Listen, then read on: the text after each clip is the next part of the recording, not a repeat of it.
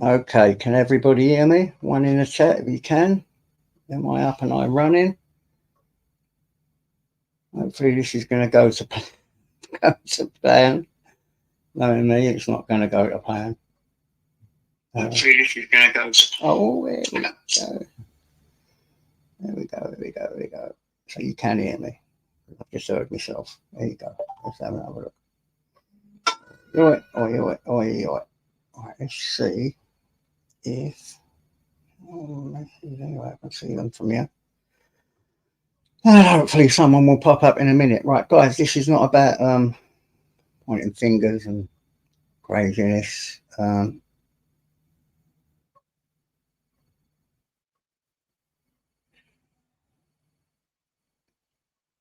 I'm going to not read the chat, so I'll leave that to you guys, my mods and that. I'm hoping for someone to pop in a minute. This is not about pointing fingers. It's not about blame. It's just about someone giving an explanation and hopefully making a home for their children. Okay, guys, that's all it's about. Yeah, I'm expecting to get a bit ribbed over this and videos made and this one and that one, but at the end of the day, I really can't be dealing with all that. I'm just waiting for him to pop in now, and then we'll start and we'll get the ball rolling. I think Chris has done amazing to make a home for his children, and I hope you agree after this. Okay, so let me just go and have a look, see where he is.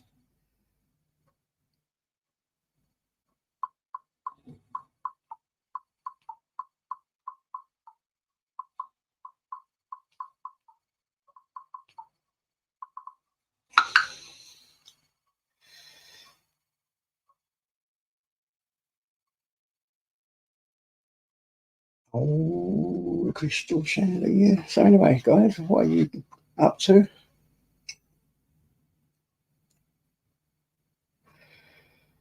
Anything good today? Anything bad? Anything wonderful? Anything sad? I've not had some good news today, so I'll let you all know now before it all starts. I made that phone call that people wanted me to make earlier, last night. I'm glad I did. He was, well, he wasn't conscious, but they put the phone to his ear, and I spoke to him. 1 hour later, my brother died. So I lost my brother today. So yeah, it's pretty crazy day for me. So you won't be hearing much from me. So give me a sec.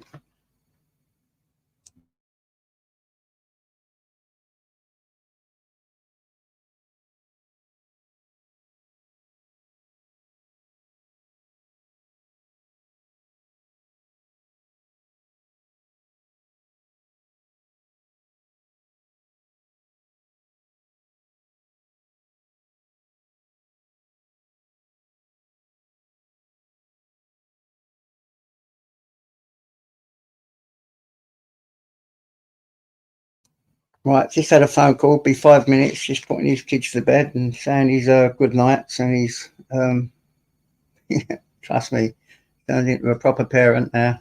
Cooks, cleans, looks after his kids, goes to work. So if you guys, well, I know you guys will because you're great. But there's going to be a lot of people, saying crap or whatever. But if you can't respect that, then my God, please, guys, what is this all about? Personal vendettas or I don't know. I really don't know. I just hope it's all good.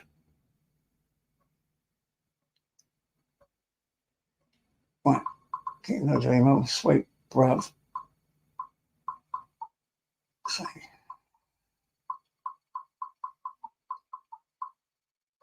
yeah. So just give us 5 minutes, guys, till he's done his fatherly duties and motherly duties, and he'll be on. And honestly, you'll just hear me zip up and let Chris tell you about his life and what happened and how he's making a go of things now with his own business and his children. That's what it's going to be about. So if anyone's thinking this is going to be about drama and pointing fingers and rattling, it won't be about that. It really isn't. Nothing like that at all. This is going to be a chat and just letting you know something about someone's life. Thank you, beautiful serendipity. So I'm a little bit taken back today, so you can forgive me for rattling on and being a bit shaky. Yeah. Oh, I better shut up. Enough. Got me eye there. Yeah, it's a bit of a shaky day for me. Yeah, don't worry. But this had to happen.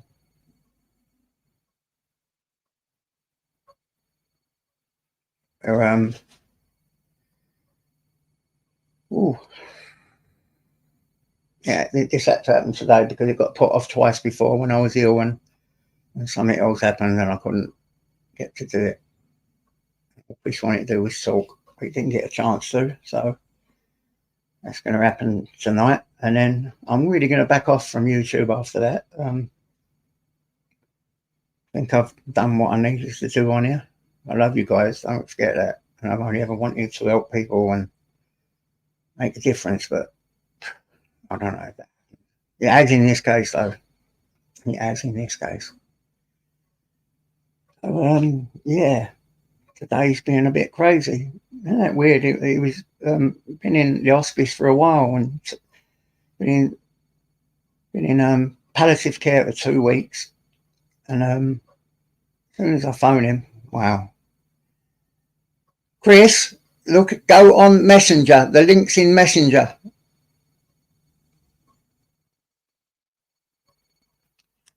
The link is in Messenger, Chris. You can come on via Messenger.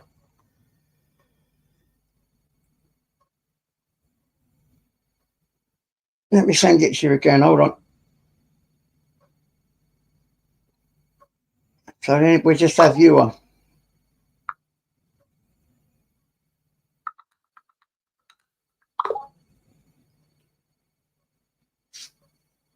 There you go, mate.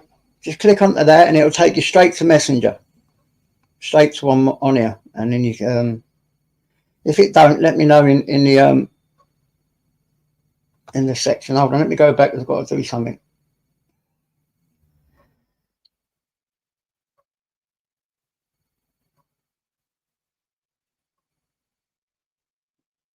Lovely jubbly. Well, he should be on any minute. If not, you let me know and I'll just put the link in here. But please, no one pop up. This is just for me and Chris. So if I do put the link in here and Chris pops up, can someone delete the link?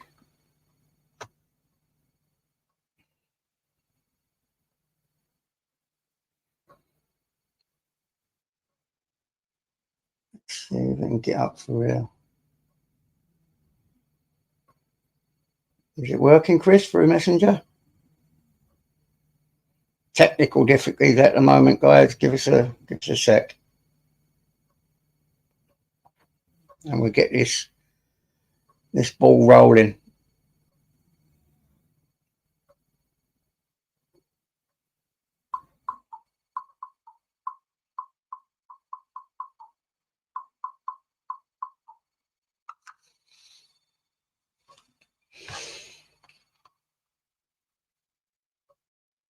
There we go, guys. So no further ado, I'll introduce you to guy himself. Hello, Chris. What's happening, mate? Yes, John. Go on, brother. Oh, literally 5 minutes. 5 minutes ago, put them to bed. Daddy. Running behind, man. Big daddy. So they've been good now, chilled out of their sleep? Or yeah, they're gone. They're finished. They're finished, mate. And you know, it's the one routine what they've really got nailed down. Yeah. So they go to sleep between like 7 and 8. Yeah. And they're up at like between 6 and 7, usually at about 6:30. Mm. But let me tell you, mate, it's round the fucking clock. How's the Jesus. transition been for you, mate? It's been hard work, what I know. Let people know how the transition's been for you. Say that again, John. The transition, how it's been for you coming straight Well, from yeah, I from was a thinking about that earlier. It's been 18 months since I was sat in a prison cell. Yeah. So, and there's, you know, a lot to talk about. I did a live with Gamer. Yeah. It was hard to keep focused. But, Exactly. you know, the reason that I went onto Gamers is because he's one of few people that were actually, you know, vocal in supporting me. Yeah. Which might have been hard to do, you know, which you would as well, John. But, you know, you knew a lot behind scenes, didn't you? And yeah, it was spoke a very lot from hard prison. to keep quiet, but I've done what I promised you and I kept it quiet for you. Yeah. So that's what I mean. So it's not like, you know, when we were having them phone calls, it wasn't like, oh, fucking hell, John, I've been stitched up, I'm in prison. Nothing You know, like that. fucking hell. It was not like that. It's like, fucking hell, you know, I need to pack this in, innit? Like, I need to pack this in now. Yeah. And it's not a matter of, you know, domestic violence and, you know, woman beater and whatever else. It's not a matter of that. It's about my behaviour altogether. Yeah. Not towards Shannon, towards everybody. Do you know what I mean? So, Yeah. you know, you've got to put yourself in my shoes. Like a lot of men, what would you have done in that situation? Do you know? And not justifying it because it was like disgusting. Do you know what I mean? And think how I felt, John, doing that. Like I don't get no pleasure out of, you know, doing that. And yeah, I did put my hands on her.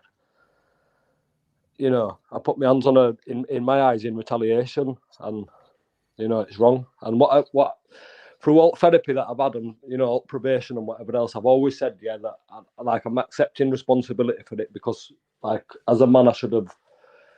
It was my responsibility to walk out the door at that point, as a man. Yeah. Felt like I lost my manhood. Do you know what I mean? So imagine being locked up on that charge. You know, you've got a family and got a lot of people who look up to you and, you know, support you, and then you're locked up on that charge. And it's like, fucking hell. And it wasn't like it just, you know, came out of nowhere. It were very much like put together. You know, there's a lot to it. So I'd like to I'm make saying, if you start where you think you want to start, I'll keep I'll mute up, and you take the floor. No, but I'm happy because I'm like, you know, I'm happy for you to, like, where do you want me to start with it, kind of thing. It's like, you know, well, I think you've started from the beginning, so start from the beginning, work your way through, just telling what you've done to change your life and move forward from all this and become the father that you are now. I think that's brilliant. So, well, you know, so listen, this is thing as well. So, like, you can write whatever you want in papers or say whatever you want, right? But like, I'm working very closely now with Leeds City Council, people in council, people in probation, people in social services. I'm working very closely with these type of people now where I never did before. And it's like, you know, I understand now and they understand. And I don't know, you know, whether it's live free or not, whatever. But that system now, it's, you know, I've forced that to work for me, basically. And that don't apply to everybody, does it?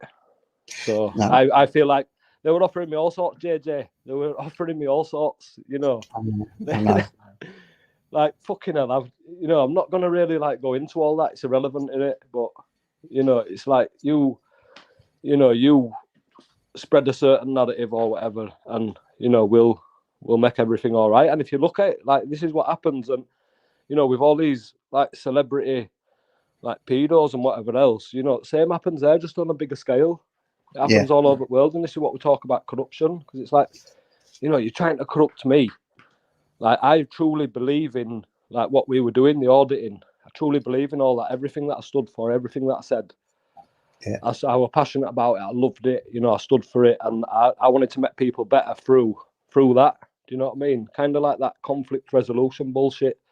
Yeah. Like, you know, like, get out there and, you know, be angry and then like resolve it, kind of thing, and it helps people, and it did. But then that auditing, you know, I got called an auditor or threw into auditing and become a shit show. But there's genuine people out there trying, you know, trying to, you know, put their point across. It's hard. A lot of people can't articulate themselves, can they? That's right. But they're so desperate, turn they're out there doing it, and the soldiers, even like, I'm going to retract a bit from, you know, I call him an idiot. I'm always going to think he's an idiot and whatever else, but I'm not going to like take away from what they've done, you know, and what they're trying to stand for. Very hard. And I think what they're standing for, people's rights and stuff like that. And it's hard when you're getting pressed by them, and then you get impressed by, you know, what's deemed as your support. You know, people in comments and that, it can first start out as a bit of support, and then a lot of support, but then it can turn, you know, so then you feel like the world's against you. I know how you felt. I mean, I remember our conversations in jail where you felt alone, isolated, and abandoned. And yeah, but do you know what, lad? It happened in it overnight, Chris. I mean, you sort of like became famous overnight, and then it all just got left you overnight. It must have been devastating for you and at the same time. So imagine live free going to prison, and it's like live free easier kind of thing. Do you know what I mean? It don't kick in for the first 6 weeks, 8 weeks, but when you're on that unit or wing, you know, it soon spreads around who you are and what you do. Yeah. You know, so then you don't get any favours off at screws in that respect. So, but then, you know, you're seeing like really, really bad things in prison these days, JJ. Really bad. Yeah, you know, and I've got people, I've got people who can testify with me. You know, we've seen. I'll tell a little story now, if you don't mind going off track. But there was a kid who hung himself in Doncaster prison, and the screw who's gone to his cell, she's opened the door and seen him hanging, and shut the door back on him, where really they're trained to cut him down, and she shut the door back on him. And this is what you get for employing 19, 20, 21-year-old young females to run a prison wing with Cat B, Cat A, and Cat C prisoners. Yeah. But anyway, she obviously couldn't handle it, so she's locked him back in, run down to get the other screws, come back up, dragged his body onto the landing with him, and they were letting all young offenders kick him and throw water on him and whatever else. And you just think, this is so fucked up. And it's happening all over the place. You're getting screws coming into your cell and looking up the nose in fucking mirror and wiping the nose in mirror, and it's a fucking shit show. Do you know what I mean? And you think, well, this is everything what we were speaking about, but now I'm here. Yeah. And these people have got a lot of fucking control over that situation. But you know, doing what we do, we get a lot of respect in prison, as you can imagine. Yeah. You know, for lads, but that don't help when your fucking mail's going missing and you get photocopies now. You get like half a letter and, you know, photocopy half of it and give you it and shit like that. Yeah. Which isn't major, really. Do you know what I mean? You can live with it, kind of thing. So, but going off track anyway, and then, so, like when I'm in prison now, I start realising I understand the game, I understand the situation, and for all my wrongs, I am actually wrong, but I'm actually going not guilty, because what I've done is what's written is said, which is true, but it didn't happen like that. So you get what's called the fucking Newton hearing, where you go to a Newton hearing and you're basically admitting guilt, but you're saying, look, I'm guilty, yeah, but fucking hell, I didn't do this, this, and this, or I'm guilty, but it happened because of this, this, and this, whatever. Yeah. Stupidly, I'd rang her and, you know, tried, you know, basically pleading with her or whatever else. But because I'd contacted it with witness intimidation, and it's like, fucking hell, you know, here we go. Because then you think, fucking, I'm getting to the end of this. You've got to think where it all started. It all started in HMP Cardiff. And I'm like, all right then, so I've got to get through all these 4 court cases now and these 4 prison sentences. And then, you know, all that crap happened. It came out of nowhere. Yeah. And the thing is, you know, she was telling me that the police were putting pressure on her, whatever else. But what I think it was, personally, I think it were maybe, you know, wanting to live a certain lifestyle and realising that, you know, she can say whatever she wants, it's going to get believed.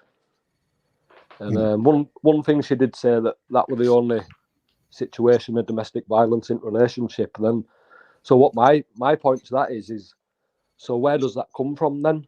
Is that like, you know, domestic violence escalates, doesn't it, over a relationship? So it's like, well, where the fuck did that come from? And this is what my issue with them people was. Like, where are you standing forward? You sat in my kitchen, you sat in my living room, right? You're not situation. How come you want to step forward? Marty did. Marty's got more to lose.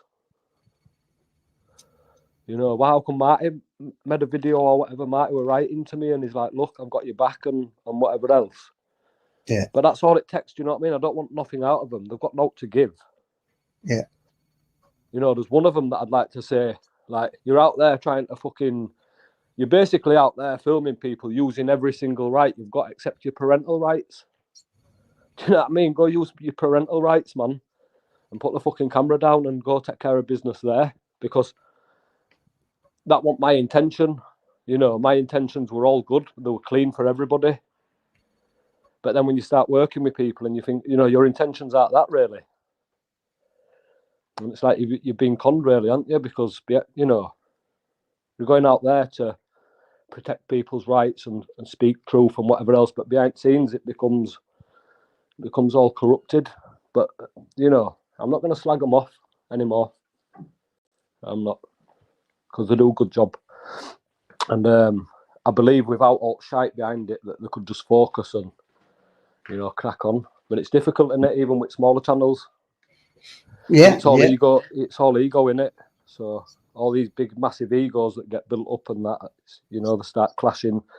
Becomes about people's lives, doesn't it? And nonsense, really. Yeah.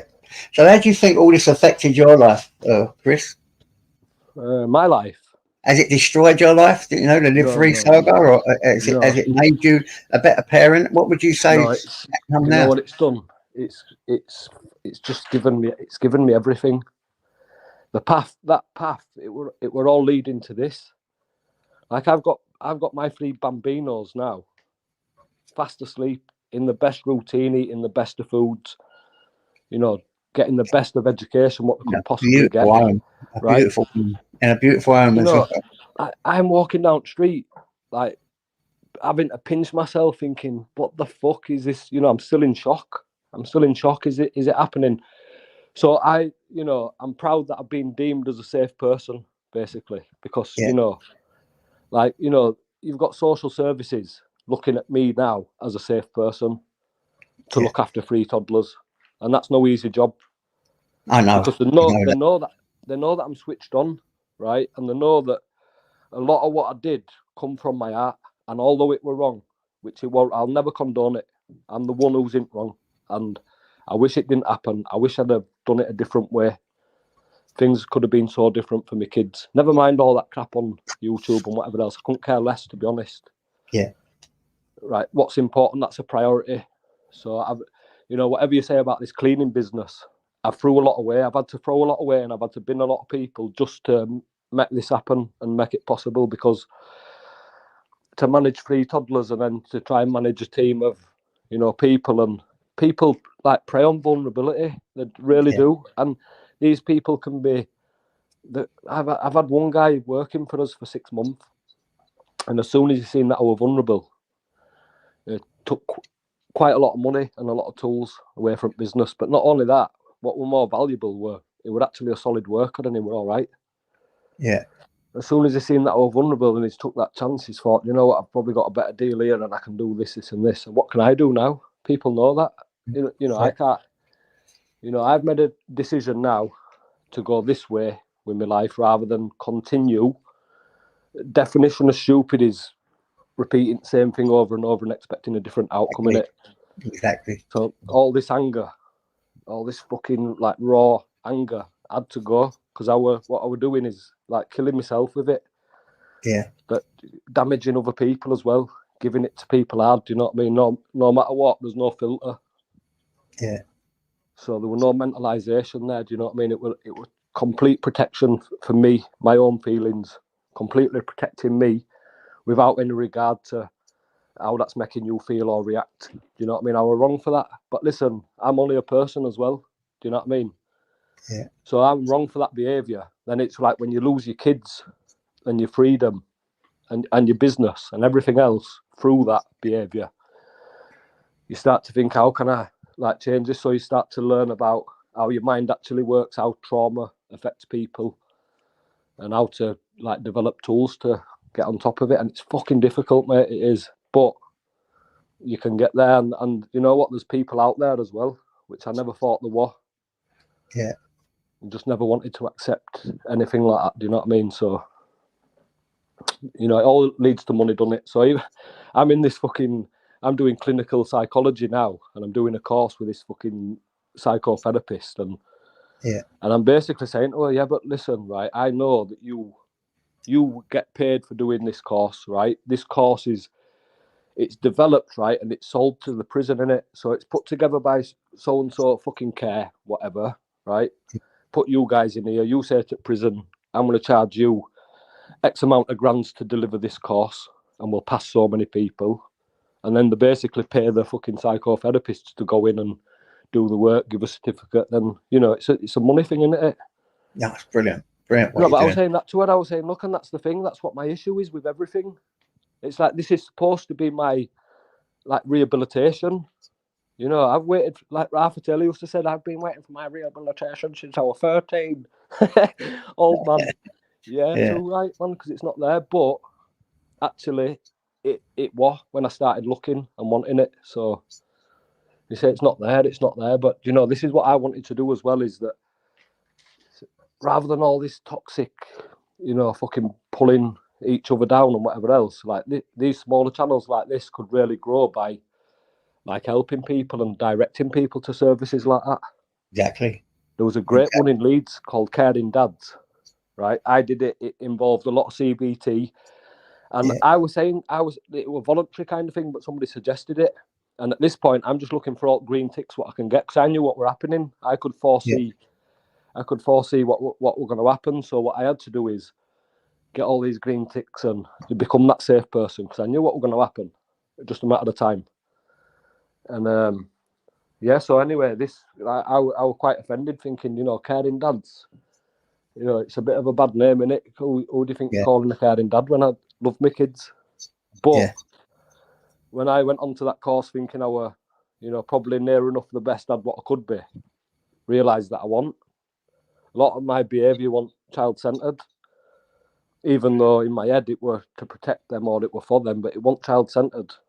It were like Chris-centred, it were adult-centred, do you know what I mean? So, and when you start thinking along them lines, you know, it's deep, mate, and it does. And like even just this CBT, the little tools, they can actually change your way of thinking and your behaviour. So, well, you took to that like a duck to water. I mean, as soon as it was said to you, I mean, you used to phone me up all the time when we'd have maybe a conversation. And remember what you did. You got all the books, you done all the courses, you done everything. So kudos to you for that, because that takes a lot to do it by yourself. Because I had the facilities of a rehab to learn all that stuff in a college. I wasn't sitting in a cell when I learned all that. So that must have been hard work, but equally amazing, because you really did go through it, didn't you, mate? Do you know what it's like when you practice it and it starts working? It's like a weight off your shoulders. It is. Yeah. It is. But yeah, so going to like when I were when I got released from prison, and they put me as like an high risk and whatever else. I had 2 fucking tags on. I was in some hostel, you know. So I would. That's when I would. They tried corrupting me in there. That's what I'm going to say. I tried getting like heavily corrupted in there to fully go against my beliefs, what I stand for. Yeah. And I stood my ground, John. Do you know what I mean? And I went on to like, you know, stick it up your ass kind of thing. And first of all, this is what I did, right? Because I'm telling a lie there. We won't go straight on to window cleaning, man, because this is... I got a little fucking motorbike and I started doing Deliveroo, because I thought, right, I've been locked up all that time. Yeah. Get myself a little motorbike, fly around on it, I'll have fun delivering, whatever. Yeah. And did that, and it, like, well, when I first got out, I'd got the window cleaning stuff, because they'd give me like some budgeting payment, advance payment. And I bought the window cleaning stuff out of it, went back to the job centre, told them, said, listen, yeah, I've just, you know, I paid 100 and odd quid for this, but I had receipt. And the woman gave me the money back, right? But then, you know, to kick up one of those window cleaning business, it takes a bit of fire up your ass, John. It's not like, you know, not something that you take light-hearted. One of them, you know, you have to put everything into it kind of thing. Yeah. So I was like, oh, do you know what? I'll start doing this Uber Eats instead. It worked out. I was getting 6 or 7 quid an hour. So yeah, first I fucked up like an electric bike doing it. Bought myself a little scooter, and then one day I got I got arrested on scooter, or not arrested, but I got the scooter taken off me. Oh yeah. Yeah. And they ambushed me as well. You know, they knew who I was. Yeah. And it were a little one up to Elland Road anyway, a little one more anyway, on the bedpost. But anyway, I got that scooter took off me. It wasn't exactly legal anyway, but I was desperate. So I was desperate. I can drive. I just want fully insured. But anyway, I was desperate to make money, eager to make money, go against the grain of what I was being offered there, and started doing that. Didn't work out. Started just cleaning windows, and it's like I always knew about that window cleaning game. That there's never a broke window cleaner out there ever. Not if they're doing it right. No, and, you know, not. Because what are your outgoings? Like if you do it, if you think right, you're gonna. A lot of people now that go out with them poles, them water-fed poles, they don't like it, John. People don't like the mess that they leave. They don't clean the window properly. Yeah. So why don't you just set yourself up as a traditional method window cleaner? Yeah. So I thought, like, you know, if say like you've got a parade of shops. So I thought if you've got one shop there and you know you charge them 20 quid and it takes you like 20 minutes or half an hour to do the job. Right, but then you're telling them like do you want it every week or every 2 weeks? And as soon as you get them to agree on a cycle like that, you've got a business, haven't you, even with one job? Because even if it's 20 quid and it's only taking you 20 minutes, you've still got, like, if you look at it in space of a year, it's roughly £1,000 a year business, isn't it? £20 job. So then you think, well, if I get 20 of these jobs, I've got a business that's worth 20 grand a year with no outgoings. But like, what attracts you to it is the amount of time that it takes to do it, because then you think, well, if I can start building a diary and then I can get another job that's close by, and it just builds like that. Fucking 10 months down the line, John, I've got 70 shops. Wow. all connected on, all canvassed by me, all initially set up clean by me, but then I create like a little fucking system where it'll generate X amount of cash in a day, and then you pay somebody X amount of cash to do it in a day. And, you know, once you got 4 or 5 of them, John, you're fucking flying, aren't you? And then you're like, you know. Oh, sure. You met that YouTube money. You have contracts now, actually, with certain. You know what? This is thing, John. So I've had to lay a lot down. So I'm actually on contractors list for Burger King UK, and I'll straight up tell you how I got in there. Straight up, there's acid graffiti on window. Now, do you know what they're doing now, John? They're going around with acid graffiti and spray painting windows, and you have to replace the window because it etches into window, right? So it's impossible to get out, really. You have to replace window, but there's companies that can like try to grind it back, but if it's gone too far in, you're knackered. But when I seen this on etched in on the Burger King, I knew straight away how to get to the right guy who deals with the window cleaning contracts. Is going to be the guy that deals with that. So I just went in with spiel that I can get rid of it. They're telling me they've had a company out already trying to get rid of it and they can't do it. And I said, yeah, I know. I've had that issue before, and I've had it on an Halifax bank, and I managed to take it off the Halifax bank. Next thing, I've got the email address for the guy. So then I'm going through emailing him and then just making up a bullshit excuse. I can't do it.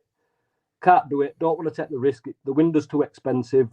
It's 90%. It's not going to happen. But then they tell me to download a certain app, download the app, register my details. I'm now on a contractors list for Burger King UK. But then on top of that, it's the same system and network that Nando's use. Yeah. So this is what you've got to think, right? It's just a matter of being curious and being present. It's not any particular skill or fucking, you don't have to be clever to do it or skillful. It's about being present and consistent. Yeah. You know, but then not everybody can speak to people as well. Yeah. So, and my heart's not in it, man. It's not. I flip 50 grand a year without a sweat doing that, John. But my heart's not in it. Like, you know, there's no satisfaction in that, really. Oh, the satisfaction you are working. You're holding your head up high. You're not unemployed. You're out there grafting, and you're making a business of it. So you know, you look at it in a positive way. Yeah, but what's happened with kids, John? I've had to scale back rather than be able to expand any further than where it was going, and it was actually going to the moon. Yeah. But I don't care about that right now, because that's, you know, it's 10 a penny, and it's like, you know, I can apply that at any time, any given moment. But what happened with kids was just a big fucking bombshell. Yeah. And yeah. I'm blessed though, man. We've just put all Halloween decorations up. Go on. You didn't expect me doing all that, did you, mate? Oh, mate, I didn't. But I'm blessed, man, because I've got Halloween, I've got bonfire night, we've got Christmas, and I'm just blessed, mate. You know what I mean? I couldn't have asked for more than that. And it's bittersweet because it's at somebody else's demise. Do you know what I mean? So yeah. But the thing is, when you give them blessings like that, the thing is, you keep them safe, and especially if you're co-parenting, if there's another parent involved, you keep them safe. Even out of respect to other parent, if there's a split, you know, you keep them kids safe, because at the end of the day, you don't know what you're putting that other person through. Like, you don't. Like, people don't know, like, of the dark places I was. It's not because of what anybody was saying or anybody was doing, or, you know, it was for losing them and what I knew that they were going through. Yeah. And then all guilt of, well, you know, I sold them out while I was doing YouTube kind of thing, but I was still there, I was still present, you know, keeping them safe. And as soon as I took out a picture and, you know, realised that they weren't safe, and realising that nobody believes that as well, but you know what you know to be true, and mate, it kills. It's the hardest thing. What, you know, how low can you get? How more low can you get, man? They dragged me out of my fucking cell and took me to the fucking block as well, John, for speaking to her. Do you know what I mean? How much lower do you get? Yeah. How much lower do you get, man? You're trying to resolve, you know, not only your relationship, but it was all about your kids, which we know. It was just the kids who were no, that relationship were dead straight after twins were born, you know. You know, it wasn't spoken about on YouTube, but when twins were born, she cheated on me at that point. Just after they were born, we'd gone out. I thought I'll treat her to a night out. Just had twins, you know. She's done well and whatever else. It's time for her to start, you know, have a night out and whatever else. And like, but our nights out we used to have before kids were born. You know, we were ruthless, mate. We were up in fucking New Penny bending gay lads over on fucking stage, you know, like going sick, fucking animals, you know, party animals like that together. But you know, you have fucking kids and you settle down with somebody, and that behaviour's got to stop, hasn't it? Yeah, of course. You know, you can't go having, you know, somebody's blessed you with twins. You can't go cheating on that person on first available opportunity and expect that person, because I'm one of them where, like, loyalty and respect's a lot to me. And it was from that moment I knew it were dead. I knew the relationship were gone at that point. And the thing is, like, me and Shannon I never took that relationship very serious until she got pregnant. Yeah. And maybe immature or whatever, and, you know, but it happened. She got pregnant, and then it gets serious, doesn't it? But she fucking loved them kids. Well, she loves them anyway. But she, you know, she really looked after them. She really did. Yeah. She did. I'm glad to say that you're not taking away her motherhood. You know, she was a good mummy. She was brilliant, mate. She'd do things what, like, I grew up on a rough council estate. You don't really see mums taking the kids out, like, feeling different textures on leaves, and you know, that kind of mum. But she was really into them, and she was brilliant. From outside, I don't know, you know, and that always comforted me, that as well. Yeah. Comforted me that, you know, she loves them and they love her, but it's like I never thought she'd put the substances before them. Do you think the pressures of the Live Free saga as well was something to do with that? You know, the fame, No, listen, the money. she was in background. She had full access to bank accounts and whatever else, and she was very, Yeah. very much looked after. Yeah. But it was just that, you know, she developed a taste for certain illicit things, but that, like, you know, like things that are a problem but are not, you know, top shelf kind of thing. Yeah. And what it's led to is that I've gone out of the situation and I haven't been there to like protect it kind of thing, and other people have got involved and they've introduced certain substances where it's obviously got out of hand. But my kids were getting left with these people. My kids were getting taken to crack dens and they were getting taken out with heroin addicts and stuff like that. And, Yeah. you know, they were getting fed very little for the tea. I think at one point we got fed a packet of crisps for the tea. Wow. And like that, like I had to use a lot of these developed tools. Like a lot of things were happening to me when I got out, JJ, and my therapist has said if can you overcome that, Chris, and not react, then I don't think there's anything in the world that can actually get to you. So I'm pleased with that. Do you know what I mean? That I'm not that same reactive like person, but you know, I made mistakes or whatever else. But the thing is, you know, you get these people trying to troll and whatever else, but it doesn't really matter because nobody's trying to achieve anything out of it rather than just speaking truth.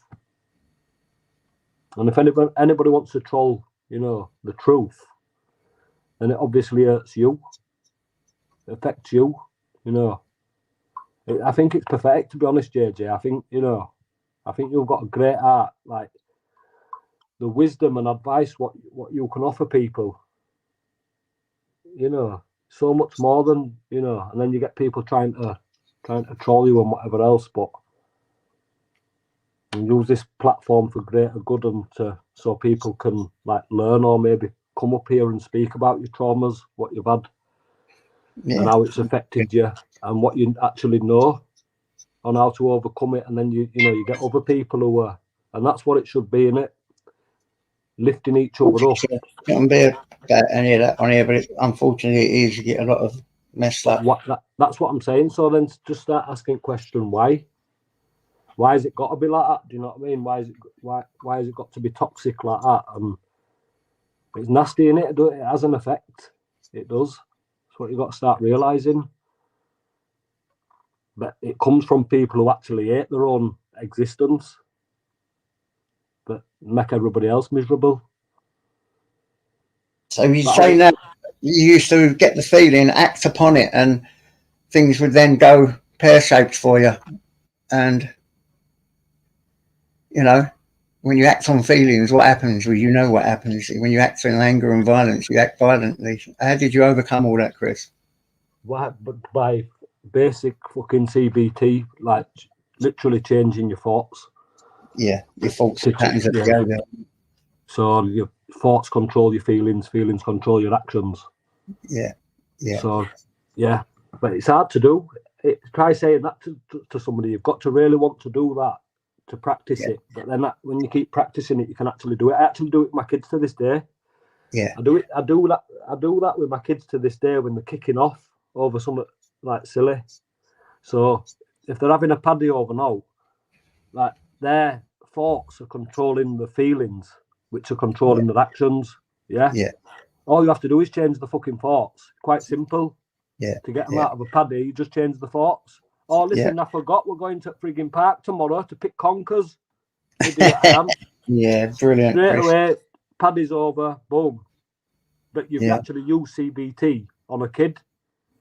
We've got the kids version of Chimp Paradox, mate, and like JJ, right? And this is how into it I am because my kids are actually getting counselling for their traumas. You see, that's how far into it I am. And my therapist actually bought this out of her own pocket as well, the kids version of the Chimp Paradox.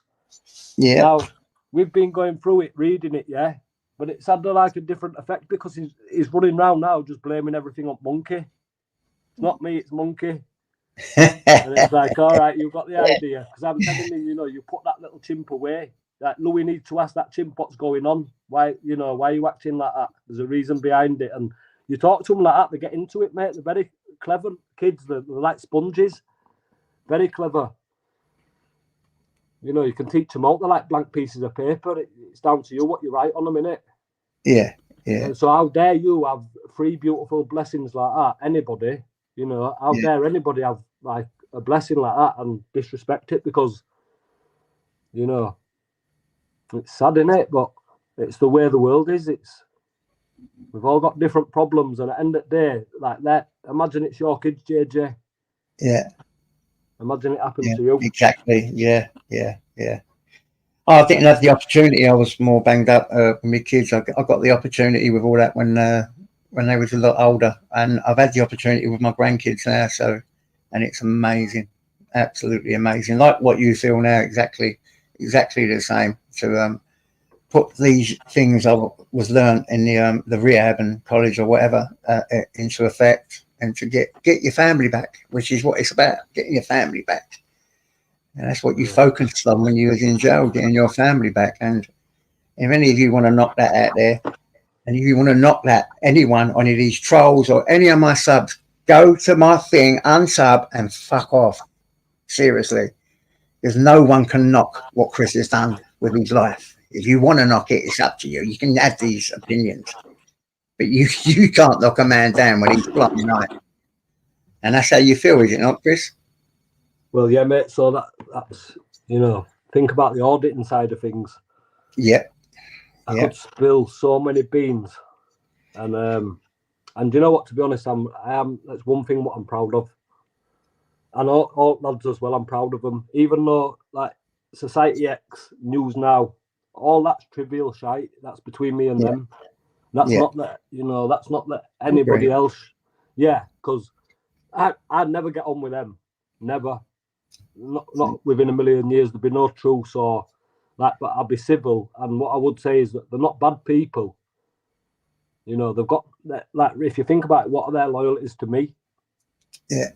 Who are they to me, kind of thing. But I expected more, and that's why I'll always say that I'll draw a line at you.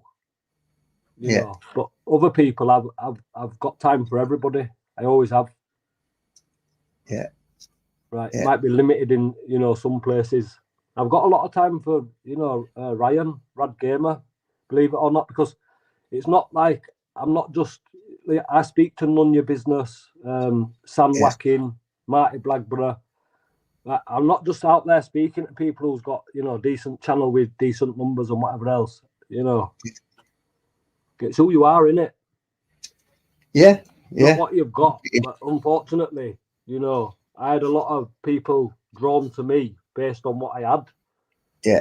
Which is sad, because I aren't like that as a person. I'm drawn to you for who you are. Yeah. You know, what you can do for me spiritually, how you make me feel. You know, not what I can take from your pockets, or not how you can make my life easier. Yeah. Yeah. You know. But I'll leave that there anyway, because I actually enjoy the community what's built.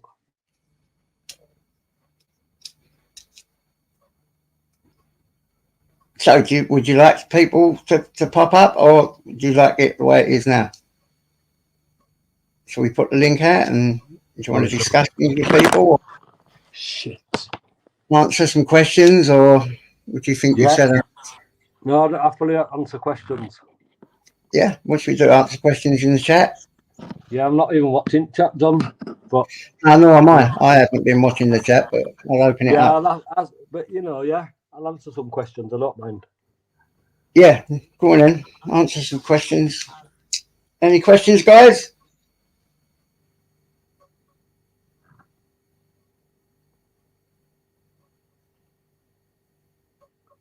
Rather not see chat, because ADHD brain, it's easy to get sidetracked on what's going on there.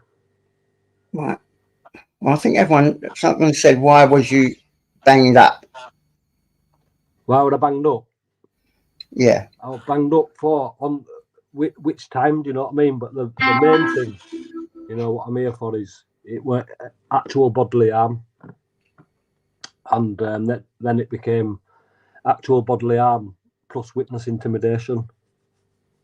Oh, plus as well, I got 6 months for shouting in a bank as well. Section 4A, public order. Yeah. Got 6 months added on for that as well. Yeah. I've just had a message saying people think this is a pre-recording. Answer some questions. They're free. Let's read this question. Let's put this out. What was it? All right. What's the guy's name? One up there. One So you think the speed you raised to fame on here changed you? What's that? Do you think the speed that you raised to fame on here changed you?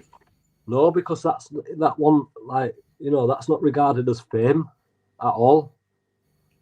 That's not really fame. Do you know what I mean? So it were an explosion, wasn't it? And I were running with it, but nah, man, I would always like that. I would always like that. So I always had that personality. You know, I was always reactive. Right, let's get Oh yeah, it's not like it made me that way. Do you know? It made me an angry person. I had a very traumatic childhood, and I say that proudly now. Do you know what I mean? I really did. You know, seen a lot of violence in my childhood, in my formative years, and. Well, I think someone. Should I put the link out? Sorry, Do you want some? I don't understand the. You know, you hang up calls, you press the red on the calls, people still try to ring. Yeah. All right, let me just sort this out. I'll get the invite out. We'll put up a link and see what happens. Yeah. They're back now, JJ. Can you hear me? Yeah. Yeah. Come on, mate. I'll put out a link. Ringing me. Keeps ringing who? You? Yeah. Do you know who it is? Yeah. Do you want to speak to him? Nah. Okay. You cut them off, you press that red button, you cut them off and they ring back. Okay, just tell you. There you go. I'm going to put the link out, see what happens here.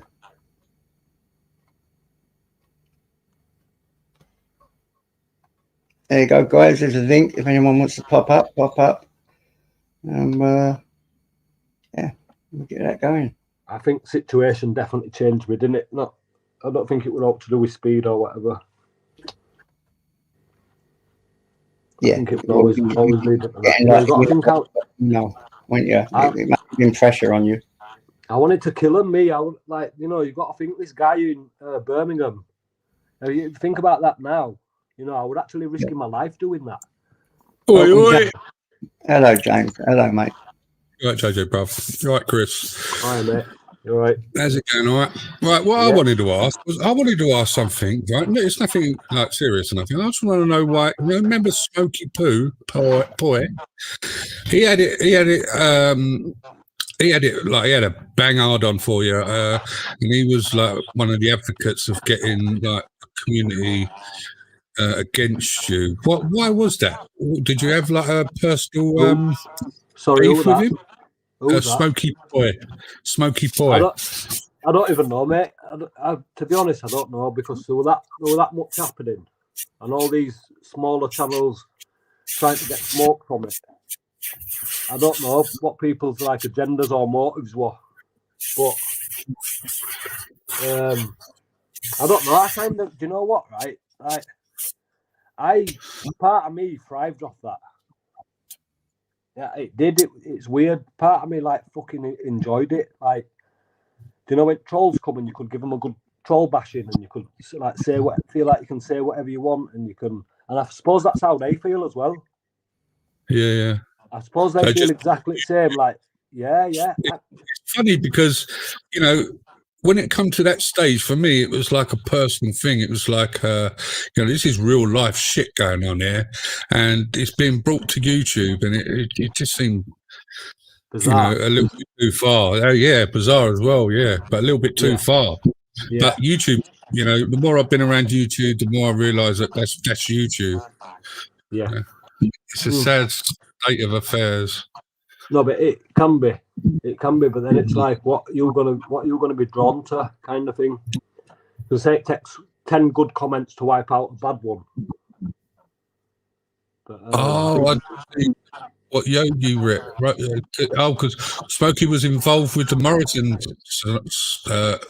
saga, or maybe that's why.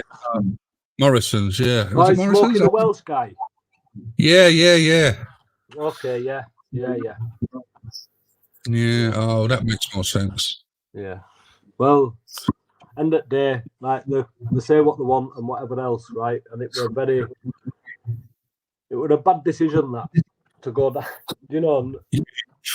I blame myself for that. I shouldn't have done it, mate. I shouldn't have done it. I just, you know, that ego, the big ego, just wanted to, you know, and as fucking cringy as it sounds, I'm going to say it anyway, yeah. You know, that big ego wanted to show him and everybody else that you're a sausage, I'm not, and you can't say that to me and, you know, get away with it. And it's like, fucking hell. Yeah, you know, shut that fucking channel down right now, because, you know, that's not me. That's not who I am and not what I stand for. You've got to think these live streams, there's 4 or 5, we're in car, we're playing tunes, people are sending money, you're getting hero worship, people are sucking your dick. Yeah, it's like, fucking hell. And it's like, where does it come from? You know, where does it come from? But then you think, you know, it's ugly, isn't it? It's not. Yeah. But that's the thing. So like so I'm happy. I'm happy with everything. I'm happy with I don't regret anything, to be honest. Well, you resign yourself to it, don't you? You have to, because otherwise it'll play on your mental health and your mind and fuck you up. So you have to come to you know. Yeah. Like you got to think, whose shit don't stink, you know. Like it's all right to, you know, we've all done bad things. My things are quite evil, to be honest. Like, you know, they come from a really like fucking hurt place of really wanting to damage people, whether it's, you know, verbally, you feel like doing it physically, and it's not nice to live with that, you know. Yeah, I know. It's all right. I'm not trying to play a victim through it whatsoever, but imagine living with that, you know, and you know you are damaging people. You've got to live with aftermath of what you've done, how it makes you feel, and it's a vicious cycle, to be honest. And it's, you know, it's no good for anybody that, but it don't make you. It don't define who you are or make you a monster, because people are quick to put aside all the good things that you've done, all the people that you've put your hand out to, and all the people that you've fed. You know, people are quick to like cast that out and say, well, you know, you're toxic because you did X, Y, and Z. And it's like, well, listen, you're toxic as well, and you know, your life can go wrong, and you can be a product of your environment. And it's like, look, yeah, you know, think people are going to just cast you out for that. Well, I've lost no love. Just got to look on my Facebook, and I've lost no love. Your character back then, from what I remember, was a love hate. People loved you or they hated you, right? You know, you was that type of auditor. I mean, me personally, I liked you as an auditor. I thought you were funny and all that jazz. But yeah, people liked you or they hated you, and it seemed to me all the people that liked you abandoned you, and all the people that hated you carried on hating you. Maybe, I don't know. It felt like that, mate. But like I say, it becomes a business. Yeah. It becomes a business. And then, you know, so you've got to understand and respect other people protecting the business. But I won't sacrifice loyalty for that. I've got different values. Good, man. You know, you've got to think like, you know, I've got a lot to speak about people who get slagged off and whatever else, but I see it real in them, and you know, I speak well of Queen Bee. Queen Bee, you know, she's seen a lot. She forecast a lot of stuff as well that came true, and I don't think she were in it for herself or to bring me down or whatever else. So just a set of circumstance. Yeah. No, it's good to know that you where you are now. I'm happy for that. Yeah, I'll stick with what I've got, to be honest. I couldn't ask for more, really. Yeah. It's hard though. Listen, this is a fucking tough job. This is. I've got to give a shout out to all them single mums out there that you take for granted, and you're seeing them on school run, and you think, "Fucking hell, love, you look rough today," but no more judgment, because I'm now that. Do you know what I mean? Looking like a piece of shit. They look well though. That's what I think. I know. I've seen the videos, man. It's just amazing to see you cooking, cleaning, getting up for school. Take me to. I'm making the breakfast at the moment. I talk to you. The kids are screaming. Oh my god, I could not do it. I couldn't do it, James. Could you? Fucking hell. Do you know what? I'm in my element, mate. Like I couldn't ask for nothing more than.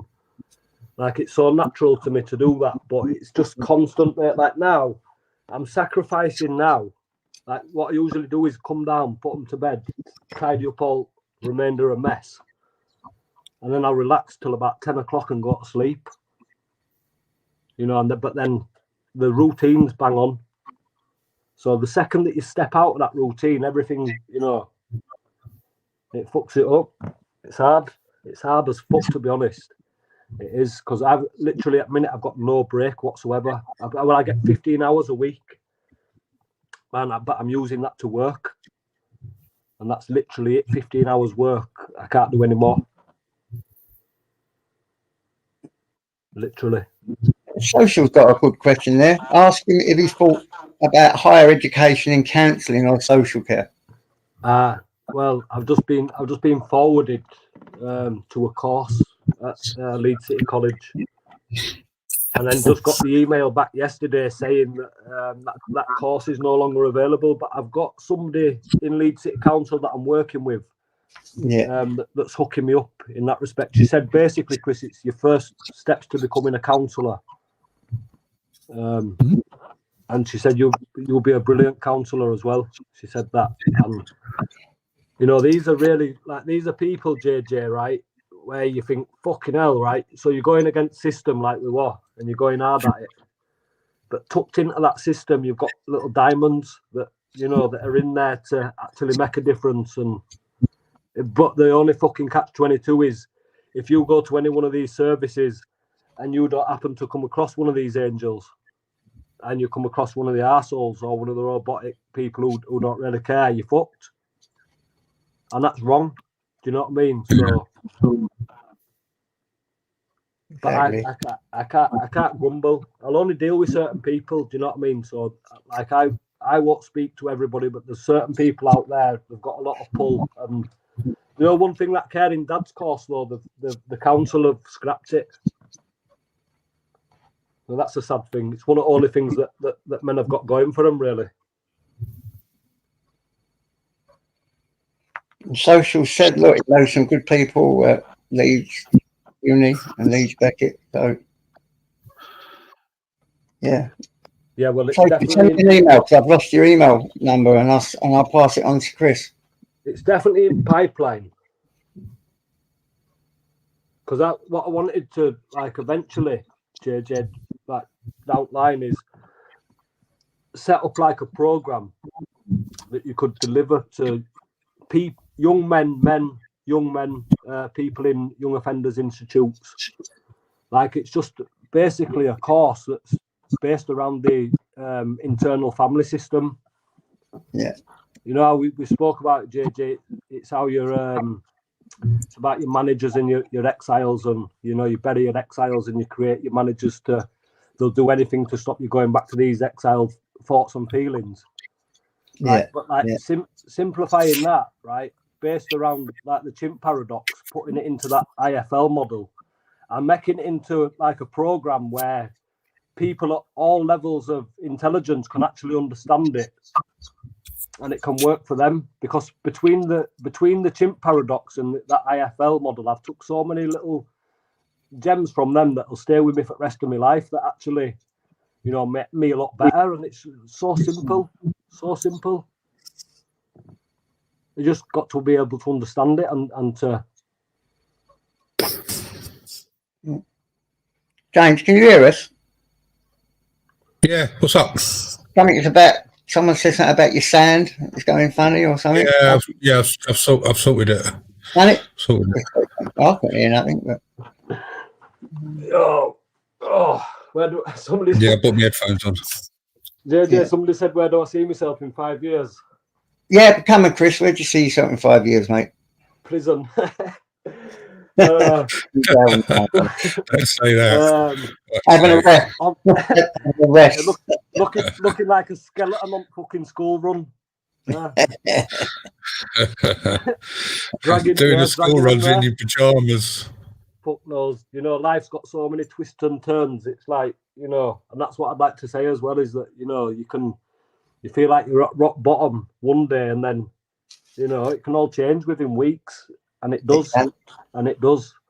It can. So I can't say, 5 years I'm going to be some successful, you know, big dick fucking businessman, and I'm never going to say that, because you don't know what's around the corner. And I'd just like to say, in 5 years, I hope I'm at peace, because I'm getting there, man. I'm getting there. I've got a lot of process to go. I'm 2 years into therapy, you know, 2 years. 2 years, balls deep, understand a lot, but there's still a lot where there's a lot of locked doors. You know, I still have therapy to this day. Yeah, I've got the key, but you know, we're not quite gonna, and especially at this moment in time, I've got to protect my own sanity for what's going on now with kids. But slowly, and listen, I'd advise it to anybody. Who struggles in any way like that, and you're not just talking about being angry. Yeah. You know, because what I said, right, is that since I've so basically what we said about say you get traumatized as a kid in your formative years, right? You're going to exile them feelings. You're going to bury them away, put them away, right? Them thoughts and feelings. And then your core self, which is you, is going to create these managers to stop you from going back to that place, kind of thing. And the way I explained it is mine's anger managers, worry and stress. I spent a lot of my childhood worried and stressed. Right. So I've got these managers now. I've got tools now where anger's a secondary emotion. So I know there's a reason behind that anger, and I can get on top of that. But what I said to my therapist is, I feel like I've fucking sacked the anger manager, but I've split his hours between the worry manager and the stress manager. Yeah. Yeah. So now I'm opening doors that are deeper to try to get on top of these other managers, whereas I can get rid of them and like live in peace, kind of thing. But like, what sounds stupid, but I feel like I went back to the inner child and had a word with him and said, look, right, I acknowledge you, I'm not shutting you out anymore, we're going to deal with business. And then, you know, had to vacate from that. And them therapists, man, fucking hell, some very, very, very clever people. And I'm going to like stop there with that. But that's what I mean, and that's for everybody. That's not just me. You know, that like one of my support workers that I had, and I didn't realise, and you look at them as, you know, you call them normal people because you don't feel fucking normal. You feel like, you know, there's something wrong with you. Which she told me straight, she has to take 120 milligrams of propanolol in a day just to get through day. And then she starts telling you, look, I come from like trauma. This is why I got into this, because I've been traumatized in this way. And it's like, wow. So then you're learning off each other. And, you know, these are the people that I want to be around. These are the conversations that I want to have, because through these conversations, I'm learning and other people are learning, and it's making people better. You know, rather than it's so easy in it to get into a toxic, you know, argument or disagreement or whatever, but you know, that's going to sit with you. You might think it's not, but it's going to sit with you. It's going to damage you somewhere along the line. It's best just to, it's hard though, isn't it? It's hard when somebody's pissing all over your ego, or they're saying something you don't like, or even telling you the truth, what you don't like. Of course it is. It's very easy for somebody to, you know, live free. You're a woman beater. Oh, yeah, fucking this, that. If you want that opinion, you know, I don't justify what I did. I know. There's a lot to it, kind of thing. So, like, you know, I'm never going to rise to that anymore. I'd like to have conversations with people like that. Maybe get to the root of what's going on with them, why they're acting like that. Because people like that, they're stains on society, and they probably don't even mean to be. They've got their own traumas, and they're living with their own, existence and whatever else. They don't mean to be like that, probably. Or like, this is what I'd say as well. Any troll, because these trolls are relentless, man. Live free trolls are like, fucking hell. It's a full career kind of thing. Yeah. It's like they're still sat there years later just waiting. What I'd like to say is, through like auditing or Live Free, if I have damaged you through what I've said or done, and it's damaged you to that level, I do apologise. And I don't want you to live with that level of hatred inside yourself. Yeah. And I've seen them, literally thousands of them, James, thousands. He showed me them, thousands and thousands of emails that he's had. And you wouldn't believe some of the things said in them either. You would not believe it. They put Webber's comment, I didn't slap her around. I didn't slap her. That's misinformation, actually. I grabbed her and I put her to the floor and I put my hands under her chin and I said, look what I could fucking do to you. And it was nasty, it was vicious, it was violent. But I never slapped her around. You might want to get your information right, because it don't even say on the article about that. But don't, listen, it's all right. You can speak it. Do you know what I mean? Yeah, you got banged up. Of course I did. Of course I got 25 months. So exactly. Listen, I've got every right to my truth. I've got every right to say, what happened to me and how I feel about it and why I acted, and I've got every right to do that. It's not like I'm a victim. I'm justifying what I did. But it's happened and there's a story behind it. And, plenty of people in my situation, JJ, are being attacked. So what about the men that are getting attacked out there in these relationships that are getting attacked by a woman who's a lot weaker? I've been stabbed twice through the arm by a woman that stabbed me in the heart. Yeah. This is what I'm saying. And it's like, look, this happens quite a lot in relationships. But only when the man responds, it can be very difficult. So I accept what people are saying. It's not my flavour. I don't appreciate anybody who touches women, including myself. So, and that's that.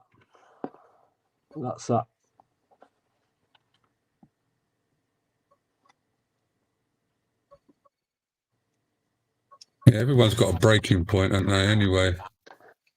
Well, of course. Well, they have, mate. And you know what? I wish I'd have just retained all the power what I actually had.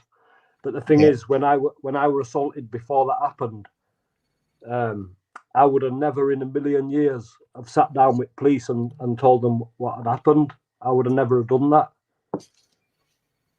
So it's like that happens a lot to men where, like I told Shannon a few times in that relationship that, stop coming up to me, putting your hands near me and getting all, don't get like that with me. It's going to end bad. And unfortunately it did. Yeah. But that doesn't define who I am, what I did. It was wrong what I did. I wish I'd completely wish I'd walked out the door that day. It was very, very difficult. A lot of shit were happening. Now, you sit with the knowledge that your kids are being abused and, you're being took for a ride and, you've got other men living very close by laughing at you and then you're sleeping on the sofa. I got attacked that morning and I reacted like an animal. But, listen, nothing what anybody can say, in a comment. I served a long time for my actions that day. And the other party didn't for their actions, you see. But I swallowed it and I had to swallow it for my part in it. But what I would say to them trolls there is a picture speaks 1,000 words. And, you see me now. Sorry, mate. Sorry. No, I was just going to mention what Maria Moon said in there, because there was a rumour. These are just rumours, and I didn't pay much attention to it, but it was, although it was a rumour, that it all started over that you cheated on with Queen Bee?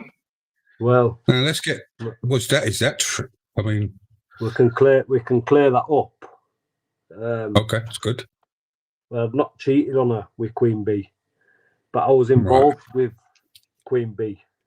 I was emotionally involved with Queen Bee, and it was heading that way.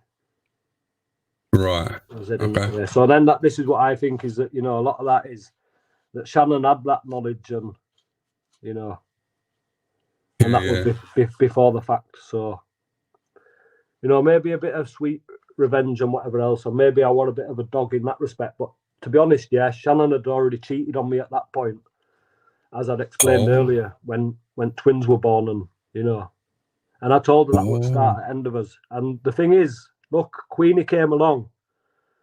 We connected with each other a lot more than me and Shannon ever connected with each other in the whole relationship.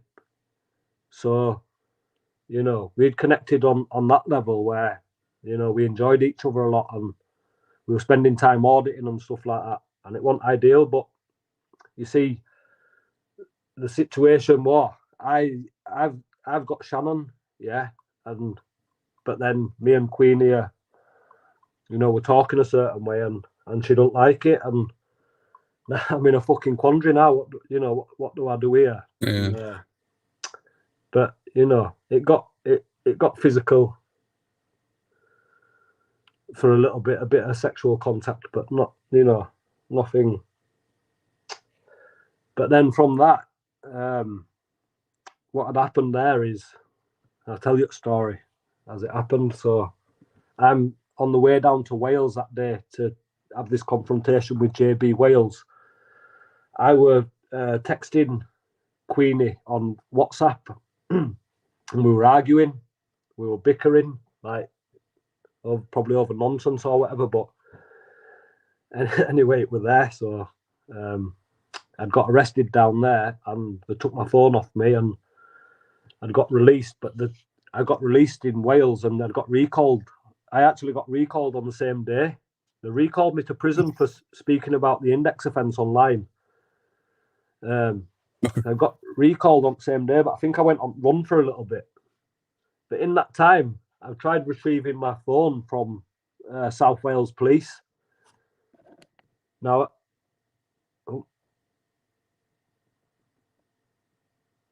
so are you there? Where did I get cut off there?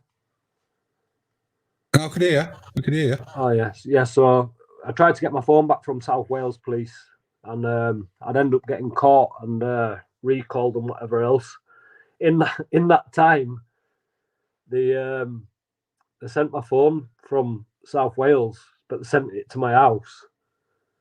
And obviously Shannon's gone on to my phone and looked at the WhatsApp messages between me and Queen Bee, and that became an issue.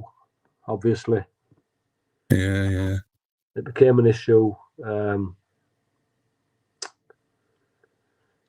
so we'd made amends anyway from that, and I was trying to make amends. She probably didn't have the same idea, Hard to get over the deceit when you both ways. Yeah.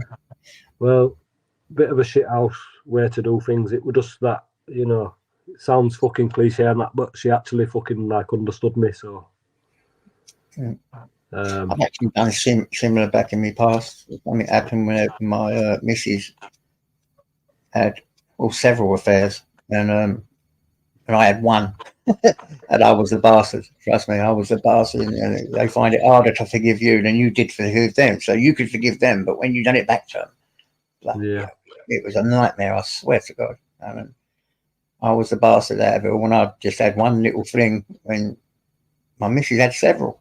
So it was weird, very weird.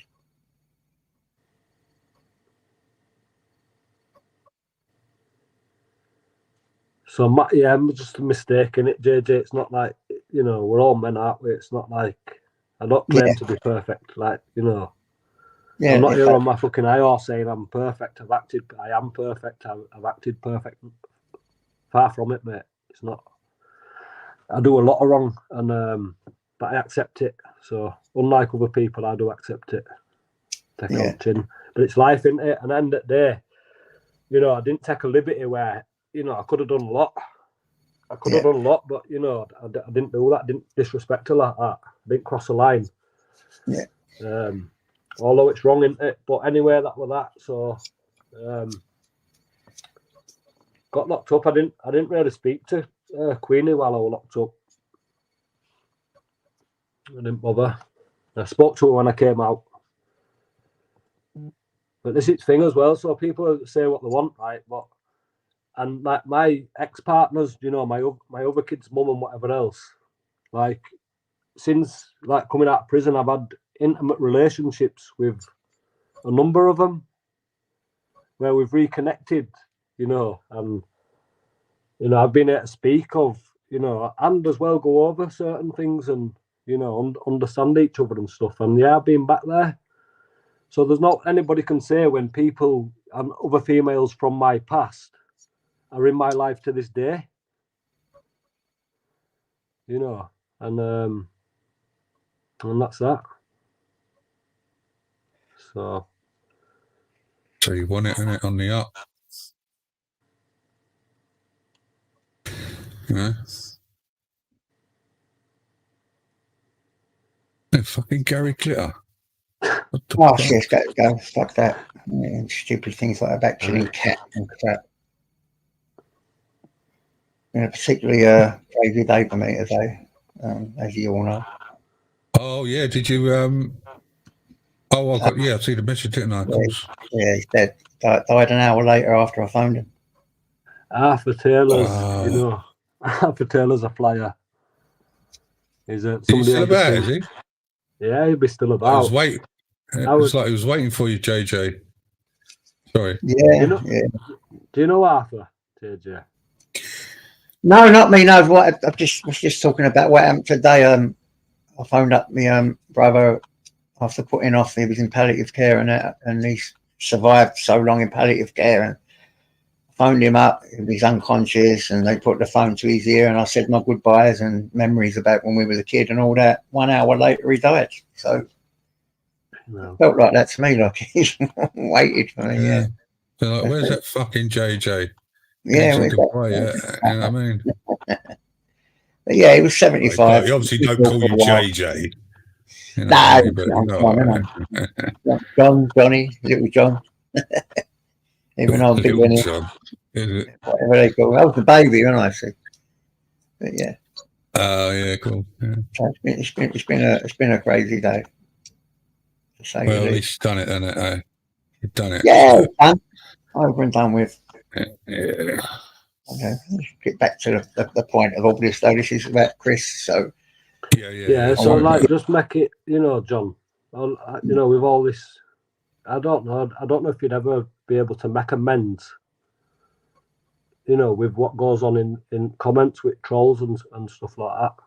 You can't. No. Oh, never. That will never happen. That's never going to happen. They're never going to make amends with you. They're always going to find something to get you out. I'm expecting backlash. But you're a toy to them. You're a toy to them. No, your situation is a toy to them. They were listen. I won't put myself back in that place, right? But my tongue was far sharper. Yeah, my tongue was far sharper, and you know, I used to actually enjoy the little sessions of troll bashing, but although very unhealthy to do that. I noticed them. Very damaging, but yeah, my let's call it the chimp, you know, entered into that. Yeah, the chimp brain. Yeah, the chimpanzee. Well, it keeps you in a mindset, doesn't it? It ends up keeping you in that mindset, and then it seems never ending. Then yeah, so one of mine and JJ's favourite verses in Bible is, oh yeah, go on then. If your enemy's hungry, feed him, and if he's thirsty, give him a drink. And by doing this, JJ, you put hot coals on his head. Yeah, you place burning coals on his head, and it's true, and it's tried and tested. That takes a bit of patience, but it's true. And this is what maybe, like, and if you're working with that kind of mentality towards the trolls, you know, then any remaining troll after that shouldn't really matter and be completely irrelevant to anything, because you know, if you're spreading kindness and love even to, you know, people who are trying to shit on you and whatever else, who can say anything to that? So the only person then with a problem, because it affects JJ, you know, and he's a good man. And he, you know, he's given a lot though. You know, he's not selfish. He's got a lot to give. We went down to Essex auditing and that, and he's given us all fucking gifts and swords and inviting us into his home. And he's a very, very kind, intelligent, warm, loving man. And it's like, for anybody to come and try and damage that when he's been through a fucking lot, the man's been through a lot himself. He's got a lot of traumas, and through his own therapy, he's learned to be able to articulate it across to other people and help them. And it's like, how can you sit there and try to put him in a bad place, which you can put him in? You know, you shouldn't feel proud of that, you know, doing that, because you can do that. And you've got a responsibility there as well for another person, do you know what I mean? So whoever you are, and, you know, you can do it and that, but like behind the scenes and that, JJ's learning as well, you know, tools to combat.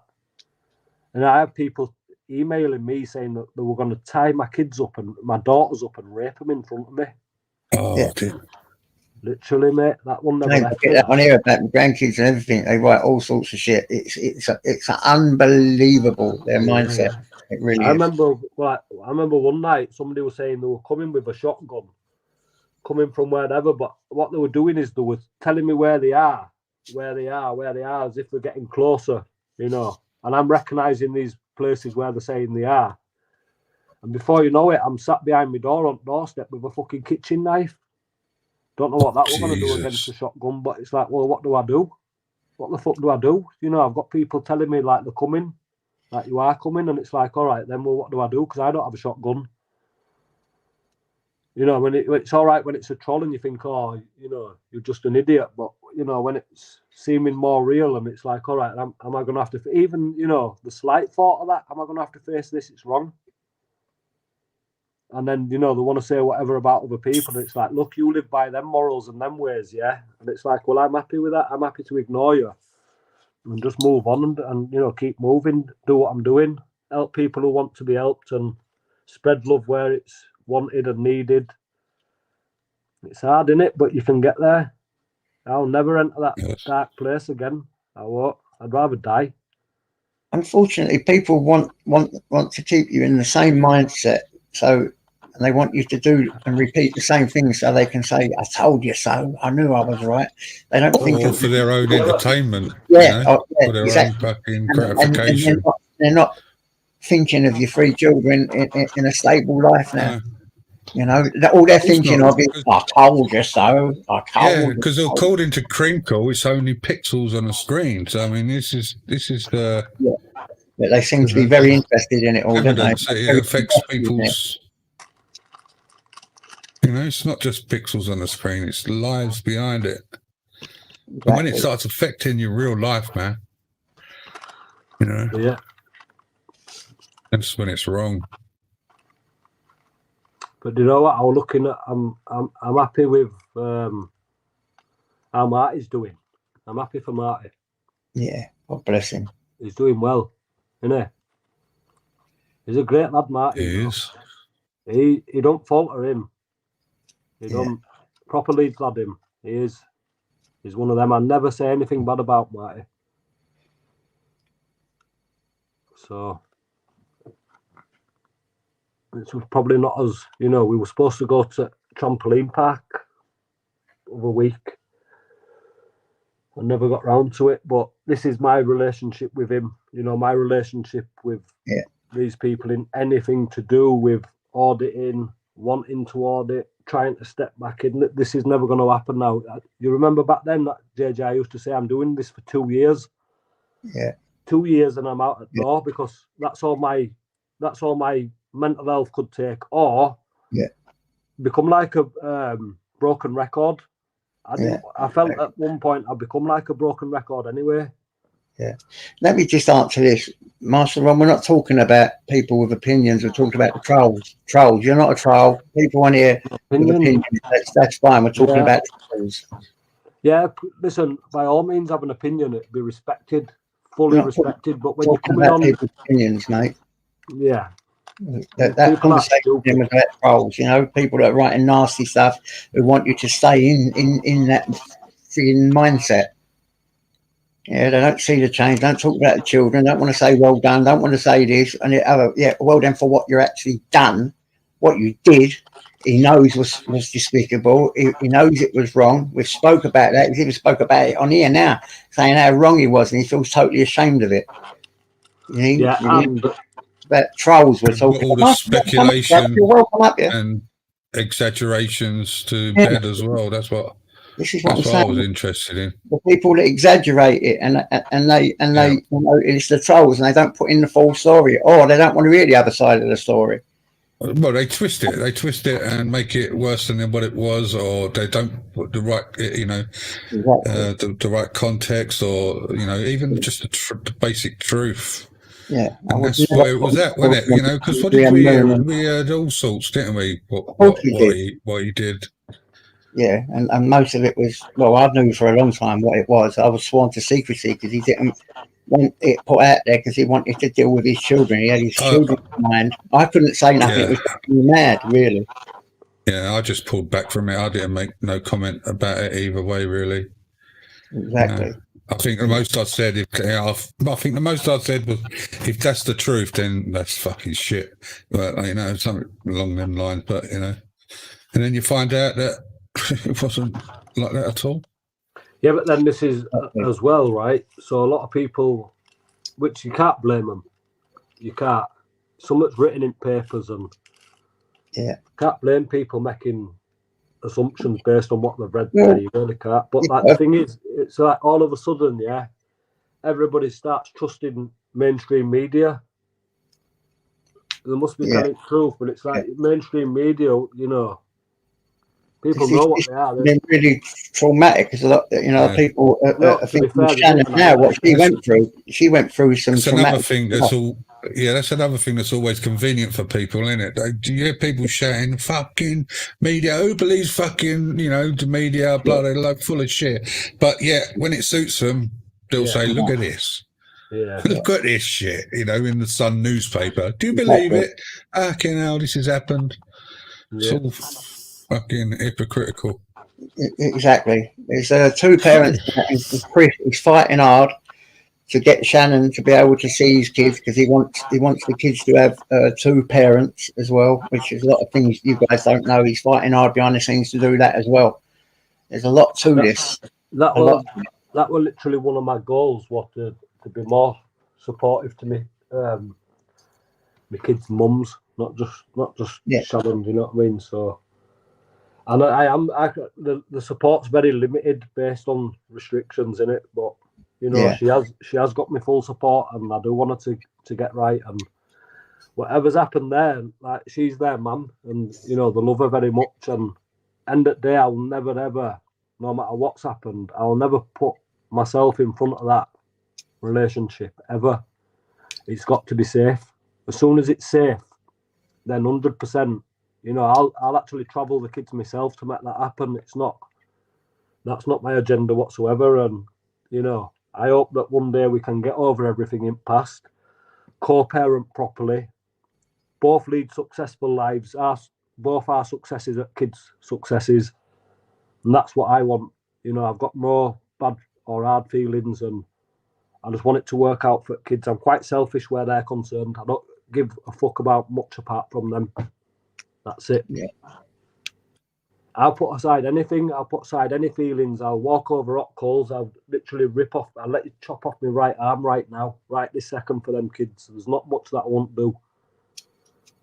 You know, they're my kids, and a lot of people feel that way. I'm not no hero for feeling like that, JJ. Many men feel like that. Many men don't get the opportunity to, you know, to do what I'm doing now. A lot of men would fucking love it. They'd love that chance to do that. Where look, you've got the kids now, and it's your chance to bring them up how you want. A lot of men would fucking, you know, and I've got that. I'm so blessed. And not only that, I've been told by people who've worked with kids and families for 25 years plus, telling me that I've got a natural gift and talent for parenting. I take that all day long, man. Oh yeah. People Right. speaking clever, intelligent, Right. you know, positive, useful words. Words are spells, man. Words can have a massive effect. And this is what I've realised. And I were throwing my nasty words around, my nasty spells around too much any given moment. And I won't do that now. And be very loose with my nice spells, with my nice, positive, you know, useful, friendly, helpful words. I'm going to be loose with them. Yeah. And the bad spells, mate, believe me, you can put a spell on somebody that lasts for the rest of their life by just saying something nasty or, you know, hurtful, personal. Oh yeah. And that's what I've changed. That's not me anymore. Yeah. Yeah, just by living with that expression or whatever it is, it can definitely do that to people, especially young people. You know. Yeah. That's what I was just going to say. Sticks and stones will break your bones. Names will kill you. That's what they actually. That's the true saying in CBT. Yeah. And when you go to college, because when you're growing up, if you keep saying to your child, "You're fat, you're fat, you're fat," you're fat," Yeah. they grow up with a Yeah. complex. Yeah, you're useless. You're fucking useless. You are. Yeah, You're useless. You're That's fucking what I meant. useless. That's the You one. know what I mean? You end up So- thinking you're useless. Yeah. And you can't make them- I think most people who followed Live Free experienced at some point in their life some type of serious trauma. And I think what they could relate to Live Free, how, you know, he was so loose with his feelings and, you know, quick to show his feelings and, you know, and his you were chimpanzee. willing to say what they weren't to say, especially like, at certain times, you know. So in the chimp paradox, it's basically where your mind's made up of three parts. You've got the chimp part, the human part, the computer part, and the chimp part is it's the survival part. It's your, you know, your fight or flight, and anytime you're in danger, your chimp will step up on whatever else. And so it's about teaching the human part to override the chimp kind of thing. It's really hard to get an handle on, but if you can understand it and get it, like now, I talk to that chimp, and you know, whereas before there's like a character unlocked where we can process it, where the human can process it into computer. It sounds daft. You'd have to read book to get a proper handle on it. No, it sounds perfectly logical to me. Yeah, reasoning with yourself. Yeah, so it's basically a simplified version of how your brain's working, and you know, it goes all into like this clinical psychology that I was doing were amazing, and but that is applied to the IFL. It's the same thing. It's these exiles. It's the chimp, isn't it? It's the chimp that's coming out and trying to get an handle on that chimp and that anger and those emotions, and it can be difficult, can't it? Because when somebody's attacking you and putting you back to that, you know, exiled feeling of trauma. Like, listen, I'll put it out there. I was scared stiff. Like, no kid should be fucking scared. Where, you know, petrified. Like, you know, but that sits. You don't realise it, but then you're 38-year-old and you're walking down the street and you're fucking worried because you're not on time. But that worry is like fucking end of the world. But I'm only not on time. It's going to be all right if I'm not on time. But through that past trauma, you know, I'm probably not making sense now, Jack. Really gone off on a. Is that the book? What Maria Moon said, Chimp's Paradox. Is that the book, or is that another book? What's it? Who's the author? Oh, I don't know. I don't think that's the author. Who's the author, Maria? It's a Professor.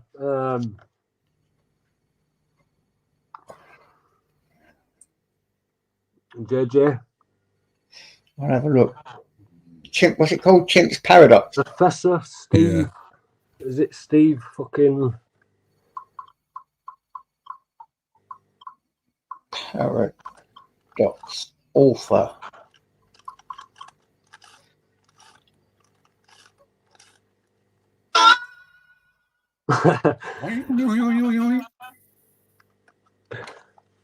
acclaimed mind magnet program to help achieve success and confidence. Yeah, Professor Andrews. Professor Steve Peters. Oh, this one says. Yeah, yeah, that's the one. And, that's the one. Oh, That's the one. And there's Marie's one got it wrong. Professor Steve Peters. Blonde Yeah. hair. It's a blonde hair. That's what it is. He says the chimp paradox, the acclaimed mind management program to help you achieve success, confidence, and happiness. Amazon, Professor Steve Peters. Yeah, it's worth a read. Yeah, Steve Peters. Just helps you understand like your fucking limbic system and your trigger like responses, and it's really useful. Oh man, sounds good. I ain't even read that. No, you start to kind of in a way you get to shift. Fuck's sake, has it gone off? Are you there, JJ? Yeah, I mean, we can hear you, mate. So you get to kind of shift the blame kind of thing. And if you remember what I said about my son, when I've been doing it with them and reading kids version and they're blaming it on monkey, they're saying, "Oh, it's not me, it's the because I've noticed a lot of anger in Louis. He started to get really angry. So I'm trying to explain to him that that's his monkey inside, and there's a reason that he's being like that, and we've got to like figure it out, or we've got to explain to him that by doing this, and this, you're gonna get Louis into trouble, because Louis don't want to get into trouble. Louis don't want to lash out, but the monkey's doing it, and there's a reason why." But now when he's doing stuff and I'm telling him off, he's saying, "Not me, it's the monkey. It's a monkey." He's only 4. You know what I mean? He's only 4. But I'm just worried that, through all this, they're going to develop their own like trauma responses, and because they are in the formative years, and if you look into it between 1 and 9-year-old, it's very important what a kid sees. It'll form how they are as an adult, definitely. And for sure. Yeah, and I can vouch for that. I didn't have listen as well. I'm not putting out there. I didn't have a shitty, like rubbish, traumatizing like childhood. Bad things happen, but in a lot of respects, I had a great childhood compared to many. Yeah, just a lot of bad fucking shit happened, and it's like, well, do you know what? Right back then, like I come from the generation of traumatized fucking kids through witnessing like violence and that. You're talking about different times, completely different times. Like now, it can't happen, and it don't happen, and it's clamped down on a lot. But back in the day, it was just commonplace, wasn't it? And a lot of people on my Facebook have come forward to me, and they've told me stories of their experiences and what they've been through and their trauma. And it's like, fucking hell. And you think, wow, you think you had it bad, and it's like, well, what are you dealing with then? What are you going through? Because if I'm going through this and I feel like this, what the fuck is going on in your head? And a lot of times these are people that you're arguing against and you're screaming up against and you're clashing with, and it's like we've both got the same fucking problem, man. Yeah. But with that, it's very easy to clash in it. Like somebody said to me, all you've got to do is bump into yourself, kind of thing, and you're fucked. You bump into another version of you and you're fucked. Yeah, absolutely. And what I'm doing is I'm letting other people control me by being like that. So now, if you can get me angry, you pretty much own me now. Because you can get me angry, you can push my buttons, you can get me to act a certain way. You've got a lot of control over me by getting me angry, haven't you? That means you own me. You're controlling my movements now because, you're controlling my emotions. Really, you should never be able to let another man get you angry like that. It's quite weak, isn't it? Even though you're trying to look strong. Yeah. And even, that's it, I was just about to say that, even though you're feeling that, you're doing the right thing and you're acting appropriately, but you're not. You're, they've manipulated you to act that way. Now, this guy who said once a woman beater, why don't somebody like that come up on panel and objective? Do listen, like, it's a great point, isn't it?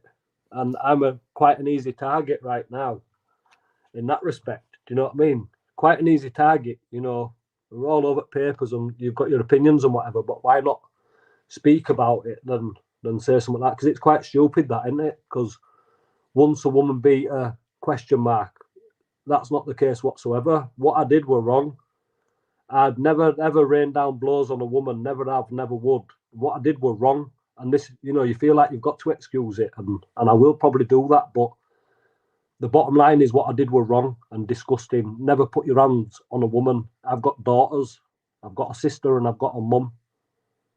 I fully respect and love women, and you know, and if ever that happened to any of mine, I'd have a lot to say. So I were a scumbag for engaging in that behaviour. I was, and I'll never condone it. I'll never say I was right, but it's happened, and I engaged in it. And there's, you know, I've said reasons behind it that I'm not going to keep going over and try to create myself to be some kind of victim or whatever. But it happened, and I regret it, and I'm remorseful.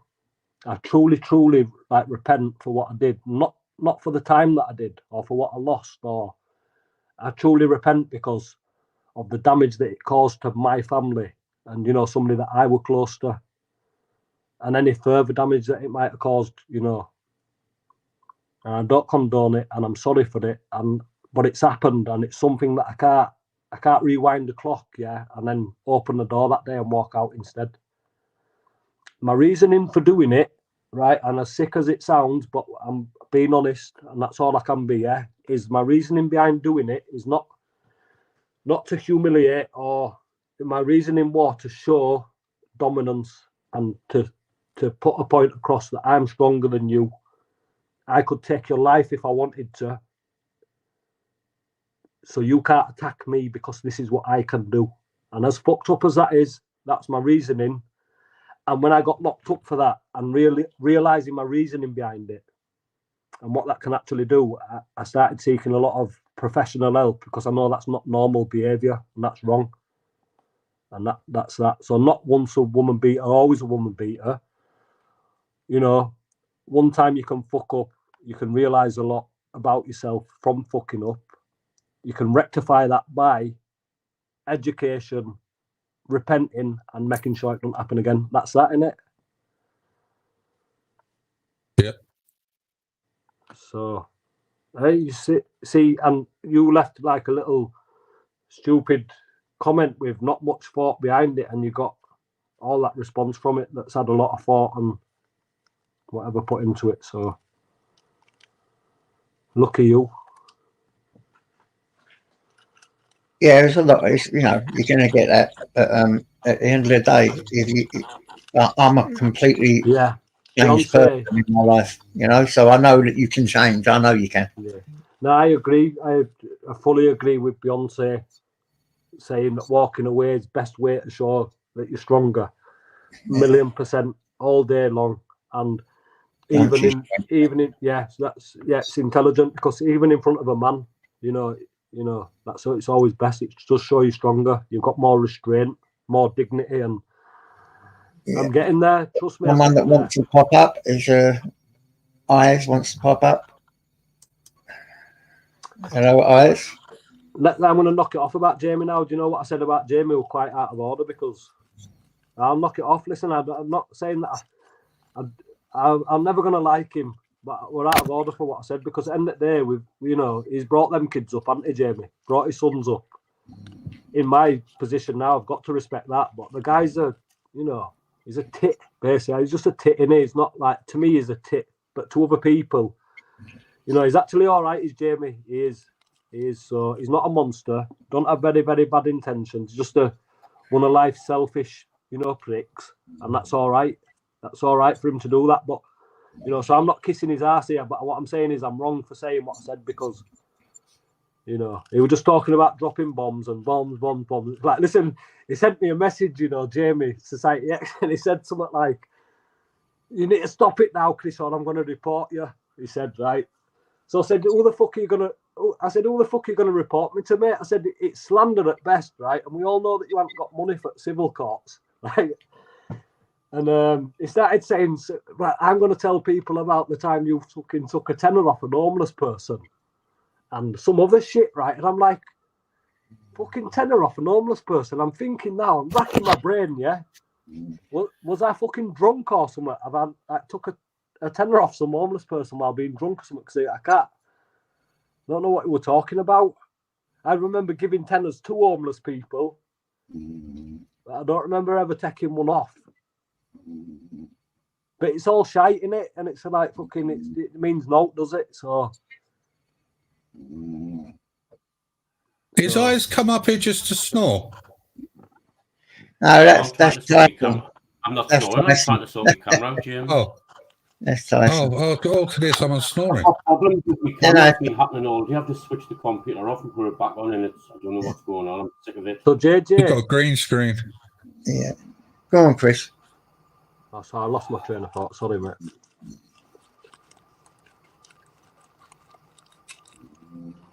So, in any way, JJ, sorry to hear about your brother-in-law, mate. Yeah, that's right, mate. God bless you. How are you doing, James? You all right? Yeah, not too bad, thanks you. Yeah, I'm just sick of technology. You sound a bit depressed. Depressed. We'll all get down in the dumps, won't we? We'll all get down. Yeah. Winter's How are you coming in, doing, Chris? Are you all right? Yeah, I'm good. Getting tired now. Sorry, mate. You've done really well, Chris. I mean, yeah, it's difficult, isn't it? But, you know, the thing is, I'd like to, you know, like going forward, you know, I just want peace. And, you know, I will wish everybody the best. In terms of auditing, listen, that auditing, you know, there's I'd say hundreds of people at it now. And it can still go really far, that. Yeah. You know, you're never gonna, like, Martin Blackburn is in my eyes, yeah, without him, he's well known, Marty, you know, in all prison system, probably for wrong reasons, but started up, didn't he? He was half of them screws love him. So he's a good lad, Marty, man. He's a good lad. Yeah, believe it or not, you get a lot of them screws who don't like us and stuff, but there's a lot that do. Because they understand they're in there, so they see all corruption, and half of them are thinking, how the fuck is this allowed to? You must have seen videos on YouTube and on reels with like prison officers in cells fucking smoking with them, and I have. Oh, it's fucking wild, crazy. In fact, is that what the right one? Do you know these vapes what they sell in prison? Yeah. Because what they did, right, is they stopped all smoking within all prisons, yeah, and introduced vaping instead. Do you know who owns the company? Who does it? Philip May. Yeah. Theresa May's husband, yeah, has got the contract. He fucking got his hand in everything, him. He's got the contract for the fucking 8 vapes in the prisons, yeah. Fucking hell. Yeah. He does marijuana, cannabis, he grows cannabis, and he does a security firm. He's in everything. They all, like Prince William and that, they've all got shares in Serco Prison Service. Yeah. Think about that. Yeah, think about it, right? So Serco's a massive company. And a lot of elitists and, you know, royalty have got shares in Serco, and they run private prisons that are the most fucking corrupt prisons in the... Like when that guy hung himself, right? And they were fucking pouring water on his body and letting young offenders kick him and that, right? You know, when they banged us all up after, they've come round after with fucking giving everybody a can of Dr. Pepper. It's just fucking bizarre as fuck. Like, he just killed himself. You just let him get violated on landing like that. And then you're coming round with Dr. Pepper. Like treating them.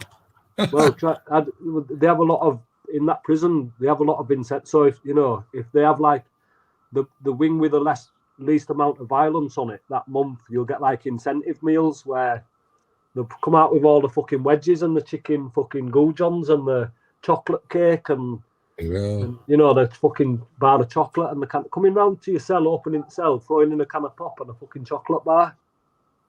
Jesus Christ. And it's like, I'll have some of that. Thank you, boss. What's for dinner kind of thing, and you go in. And, no, but it's like, listen, the people out here, I'm telling you, there's people out here fucking struggling and suffering. I'm not bigging up prison food, right? We were talking about private prisons, weren't we? I'm not talking about like HMPs and so it's a different story. But when you look at it like that, I would much rather be in a place like that than be out here homeless. You know, but I'd much rather you've got a sense of community, carpeted fucking landings. You know, when I got locked up and I went to Doncaster, and as bad as it was, there was a big fucking like release of pressure. I put on a lot of weight, man. In that prison sentence, I put on 4 stone in weight. Jesus Christ. Yeah, and that were through like living without stress. Basically, living without stress, and that's what it became. You know. And anyway, how's your window cleaning business going, Chris? You know, to be honest, it's not the best. It's not you know where I want to be or what. Yeah. It's quite fucking irritating, to be honest, because you know there's a lot that I'm having to like give up, and I've got a young lass working for us at the minute, and it's just hard. It's difficult, mate. You know really what? is. To be truthful, Chris, I'd be dizzy if I was up and down the ladders all the time. Honestly, it would drive us so dizzy. Well, we've got all water-fed pole system, but we stick with traditional a lot. I mean, I can clean up to 70 foot. So we were just, and all that equipment, I just invested in that as well. And so we're at a point now where we're getting schools. Schools are getting in touch and asking for quotes and franchises and stuff like that. And it's like, just right at this fucking moment, I get the phone call. I'm actually outside one of the contracts that pay me 40 quid an hour. And I've got them for 2 hours a week. And I'm outside this fucking contract and phone rings. And it's social work. Can you have your kids for a couple of weeks? You know how there's loads of technology out there, Chris. Now, wouldn't it be good if you could get a drone that could actually clean your windows for you, and you just control the drone, and it takes you up and down them ladders all the time? Wouldn't that be good? Well, they use a long pole. I remember being in hospital and I see this fuck. I was about on the 5th floor, and I see this pole at the window cleaning. What the fuck? Well, that's a nutty long pole. It's a water-fed pole system that's basically it's a couple of American kids figured out how to take if you take all the minerals and chemicals out of the water and purify it. Now, do you know if you put water on a window and you wet it, the only thing that's going to leave marks on that window is the minerals and the chemicals in the water. That's right. That'll leave the streaks. Yeah. So if you can take out the minerals and whatever else and make it purified, the water won't leave any streaks. So then you're able to wash that window with a brush and squirt some water on it. That water's not going to leave streaks. It'll just dry and you've got a clean window. It's as simple as that. Yeah. So they run it through like window cleaner goes through a lot of washing up liquid though. You know what, mate? Right? This is just like, that's your only outgoing really. And maybe if you're sticking with traditional, you've got a bit of rubber, for your squeegees. Yeah. But you're looking at, you're looking at pennies really. So it's all profit. It's all profit. And if you're charging between 25 and 40 quid an hour and you manage to get your diary up to doing 5, 6, 7 hours a day for 5 days and it's all on a cycle, how can you go wrong? It's all good money. It's all, if you want it to be under the table, it's under the table. Now, what I'm saying, right, is when I, on a Monday, I will drop the kids off at school, go around Leeds City Centre, pick them back up, and in that time I've made $220 in cash. No, that's not like really. That's school hours. So what I'm saying, right? So is then, how come so many people, like these people, and I'm not slagging anybody off at all because each to their own in it, but you've got a lot of hours there in a day, really. I'm like next September when little one goes to reception, I'll have that 6 hours, 5 days a week then. So you could work 2 hours a day, couldn't you? But this is thing with this is thing with this. Now you're talking about like I made a claim for child benefits in the view, in the sense, right, that the Prime Minister claims this benefit, so there's no shame in, right, what David Cameron were claiming that shit for his kids. And I think it works out at something like 60 quid a week. What anybody can claim that who's got kids, right? So, he was claiming PIP as well for one of his children. David Cameron, wasn't he? That's a cheeky bastard. What a cheeky bastard. Yeah. But anyway. Multi-millionaire. It's shocking. So anyway, I put in this claim, and they've told me it'll take like 18 weeks, because what's happened is when I made the claim for that and they went to find out what's happening, the kids are with me and that, they've been told by the other side that the kids are with me. I've still got the kids, so it's been disputed, and they've had to send it to like a rivals team saying it's going to take 18 weeks. So I was on the phone arguing with them about it and saying, look, right, the thing is, I can prove to you now that I've got the kids. And I was saying, and you know what I did say, which is wrong. I don't know if it's wrong, but I actually got called. I got called racist for this, right? And then the woman who called me racist on the phone actually gave me a deep, heartfelt apology, you know, when I explained to her why I'm not racist. Because I said to them, look, yeah, these kids, right, all three of them are British kids, right? They're making a claim for child benefit, what they're entitled to, and you're telling them they've got to wait 18 weeks for that. But I said, what you're doing is you're getting middle-aged, and this is how I worded it as well. I was very clever with my wording, because that's what I've learned to do over time as well, that I've had to do is be clever how I'm wording things, because it can be misconstrued. But I said, you're letting middle-aged men, you're putting middle-aged men into hotels, and you're leaving my kids with fuck all for 18 weeks. Starts calling me racist. You're racist, you're racist. I said, listen, I'm going to make a complaint about you now. So I said, what part of that, what I've just said, is racist? I said, it's factual. I didn't mention any race, country, colour, anything. I said, you're putting 30-year-old men, middle-aged men into hotels, which you are, for a fact. And I were actually speaking of a British guy that I knew, actually.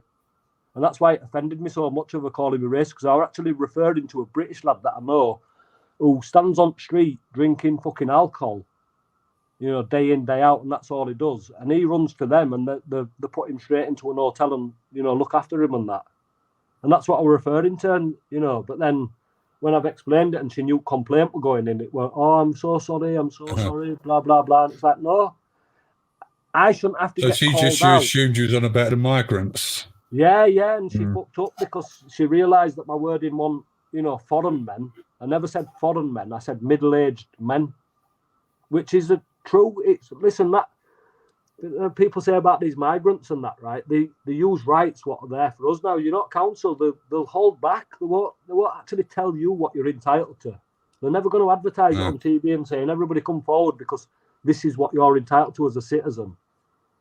And unfortunately, everybody's entitled to the same, and it's just about how it's obtained, isn't it? And it's fucking sad. Yeah. It's so sad. It's sad that it's sad that you've got to speak out about it and be really careful what you're saying in case. And what is even said, I mean, this ain't meant to be racist either, but the minorities always seem to know, because they're like, they go to like, I don't know, associations where they're told what they can claim.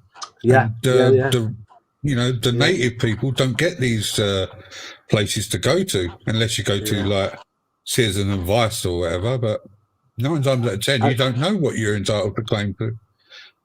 You know? I just think there's a bigger agenda to it all, because there's a bigger agenda that we don't know, I reckon. And it's all right to surmise, isn't it? But yes, I always believe that. JJ, is he there? Is he muted? Sorry, I was muted there. I didn't even know I was muted. No, guys, I've been talking. Listen, why aren't you listening to me? I'm going to shoot off. I'm going to go something to eat. All right, I'll catch you later. Nice to meet you, Chris. I'm going off. Have a good one. Carry on with the good work, mate. All right, eyes. You take care, eyes. I'll catch you later. Yeah, see you all later. No, JJ, I'm going to shoot, but you know. Okay, whenever. Thanks for coming up, Chris. You're always welcome. And well, we're always in contact anyway. You're doing brilliant. Yeah. Keep being a parent to your children. Don't worry about all this crap. All right? And thanks for everything as well, JJ. All right, and we'll catch Listen, up. We'll you catch owe up. me nothing. You paid me back tenfold, just being the man you are. Yeah, well, thank you, mate. And I'll catch up with you. And yeah, just everybody, thanks for listening. Thanks, Chris, when you used to do your lives, you know, when you were live at home a few years ago now, 2-3 years ago, I used to speak to you on the phone. Yeah. Oh, nice one, bro. Well, that's the thing, you know, unfortunately, for foreseeable, I've got, you know, I'm occupied, but I don't mind, you know, jumping on these lives now and then. And there's not wrong with having a good chat and, you know, catching up and whatever else. But I'll never take it seriously like that. And you know what? I just wish all other lads the best, all the other auditors. And, you know, I will retract and take back a bit of what I've said. Although for no, like, personal gain, because I could sit here and call people knobheads and whatever all day long. It's not for any personal gain, but I actually appreciate what people stand for and stuff like that. So getting personal about the family lives and what they are, and you're this, you're a narcissist, and you know, whatever it is, I'm not interested. So other day we're a bit out of line. It's just don't ever come at me and talk to me about, you know, what bombs you've got, you want to drop bombs or all that, because I've got a lot of information myself, and I'd rather, you know, keep a bit of class and keep it there. But I mean, if you want to play like that, we talk man to man and we have it out. Let other people be the judge and jury, and that's that. No abuse, you know, no shouting, swearing, talking it out properly. You know, if I wouldn't even, what I would say, right, is if he ever wants that day, I wouldn't even entertain it on his platform. It'd have to be on a platform like this, JJ. Do you know what I mean? So yeah. Well, we'll see what the future holds. You know, more than there to be peace, because Bessie is the peacemaker and all that. But you know, I think that's the best way to get over it, move forward, forgive, and carry on with your life, and keep doing what you're doing, Chris, because that's all that matters. You know what I always say, Chris? Love and light. I've put it many times in many chats. Love and light. Keep the vibrations high and spread the love. I always say that. It's never the case, though, but I always say it.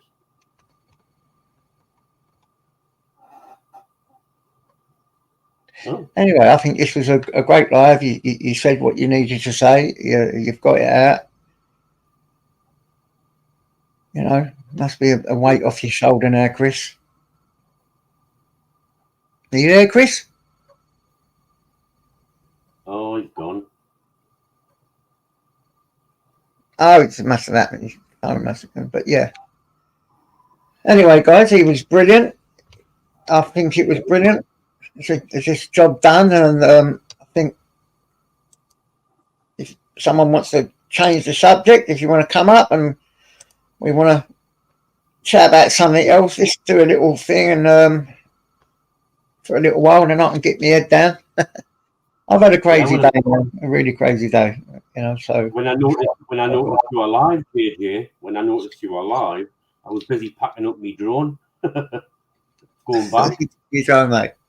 Oh, I mean, even me and Eyes, we clash sometimes, don't we, mate? But you know, I love you a bit, don't you?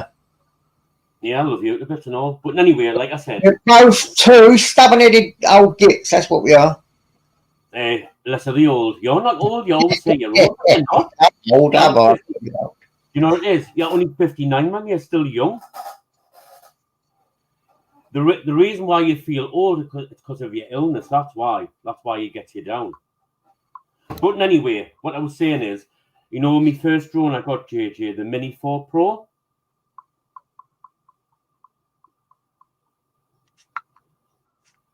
The Mini GoPro. No, the Mini 4. The Mini 4 Pro. Mini 4. Yeah. I've been having problems with it. I've done like 3 updates, like 3 firmware updates, battery firmware updates. I took it out tonight.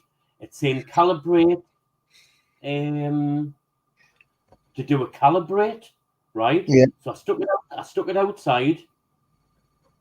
It wasn't working. It wouldn't lift off the ground. So I pressed start for calibrate. Then it says turn to 360. Turn to 360. Then the illustration picture changed, and nothing was going on. So I turned it round the way it tells us to do. I was keep doing it all the time and stopping it and starting it, keep twisting it 360 degrees, and I thought, what is going on, man? And there's something else going on. So I thought, oh, I've had enough of this. I thought, it's gone back. I'm not getting another one. I'll just keep me Mini 2 SE, which I've got, and me Mini Neo. But I thought, I'm not going back. I went, I'm not paying all that money for it to frig about. Too expensive. So I've still got 11 days to send it back. So one of the couriers is going to pick it up tomorrow. So I put like my little returns thing in. It's faulty. There's something going on. I explained what was going on. The calibration, and there was something else I wrote, and I can't bloody think now. So I thought, it's gone back. It was like 900 and I think it was 978.98 or something like that, JJ. And I thought, if they're not that off me bill, I'll hardly owe anything. Do you know what I mean? I've had it, I don't know, 2 weeks, if that.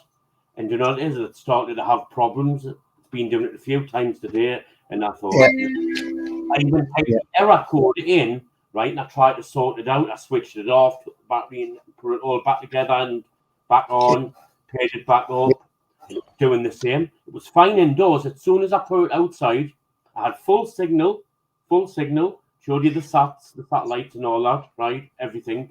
It was just would not work. It needed calibrating. It just would not calibrate. I tried, I don't know how many times. I was getting so frustrated. And I went, right, it's gone back. So it'll be getting picked up tomorrow. And obviously it's going to take a couple of weeks. Obviously they'll check it. Obviously they'll know I've used it because I've said it. It won't calibrate and it won't do this and won't do that. So obviously it's brand spanking new. It's in everything. There's nothing missing. And so they better credit me account back. They better not send it back. Once they take it, JJ, and inspect it, they better not send it back to us. I'll tell you what, it's my luck that'll happen, you know. Yeah. I can remember years ago I ordered something from somewhere. Don't ask us what, because I haven't a clue.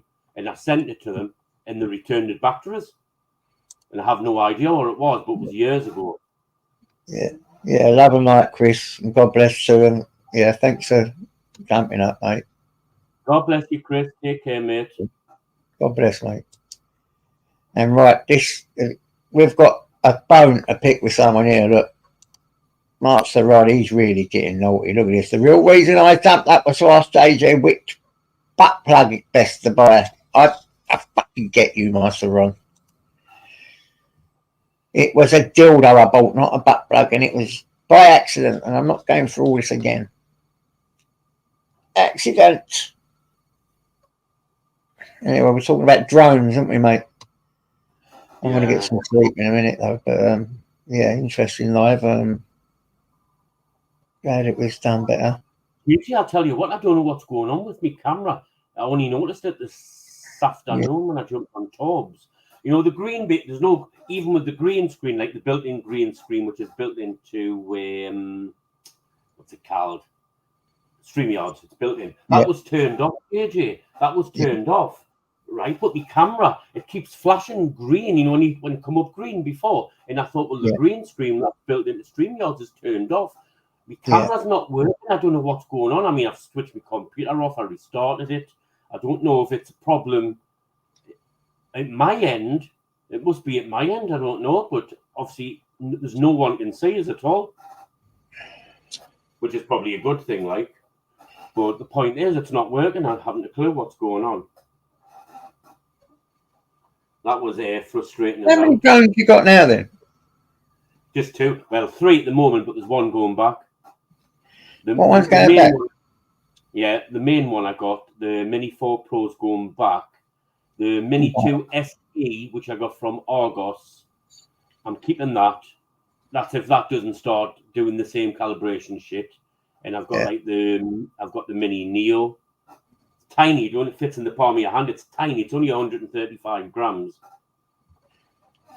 Yeah. Okay. Where'd you get that from? Very catalogue. That's where I got my first drone from, 900 odd, which is going back to horror. And my last drone I got was 299 from very good. You can get them from Argos for the same price. If you get the combo, that means you get like 3 batteries and you get like all the extra propellers and shit like that. It's $299. It's tiny, JJ, fits in the palm of your hand. But I'll tell you what, it's fantastic. It's got an excellent 4K camera on it. Mm. I'm thinking about getting one. Like, and how much were they? Right, wait a minute. I'll tell you. Hold on. And can you fly about in your front room? And well, it says it's for indoors and outdoors. That's what it says for this. I'll tell you. Wait a minute. I'll go send me the link on my phone. Send me the link. I'll have a look. What am I doing? Why would I want one? I've already got a bloody drone and I hardly use it. I'm a donut when it comes to all that. I really am. I don't even use the thing. Right. I'll tell you what I'll do, JJ. I'm going to send you a picture on WhatsApp now. Right? Yeah. I'll send you in a minute. I'll send you a picture of it by itself, and I'll send you the picture of the whole shebang. What you get? Wait a minute. Wait, I'll screenshot that. Wait a minute. Copy that. Save that to my computer. Hold on. Save. Wait a minute. Now I'll just go to the other one. Yeah, I'll get you, Beyonce.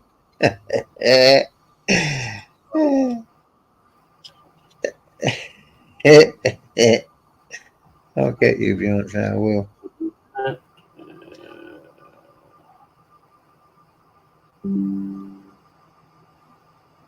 Save that. Of course I will, Mickey. I'll leave it up to you, mate. And I hope you're all right. I hope you're all right, mate. Miss Scottish asked me a question. As long as it ain't too much for me to answer, yes. And my brother's died today and my head is banging. JJ? Dreading the funeral. Go on, mate.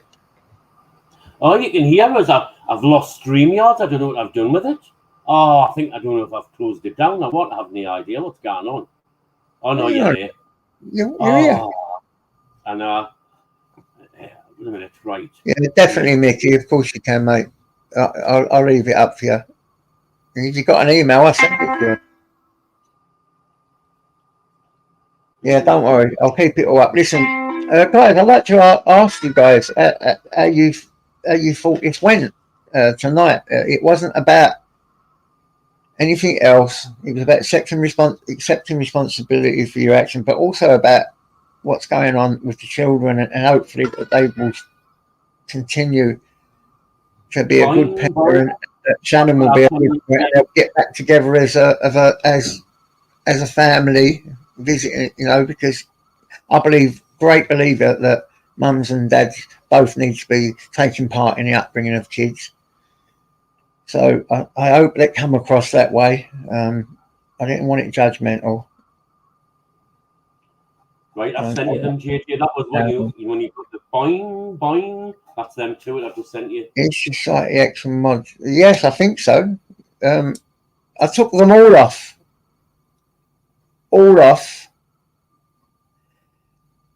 But I can't put it back on until he comes back in. But they used to be, yeah. And they still will be. But I had to take them all off for a reason. But I don't know if they are at the moment because they haven't come back in. I'd have to have a look. Oh, I think one of Angela came back in.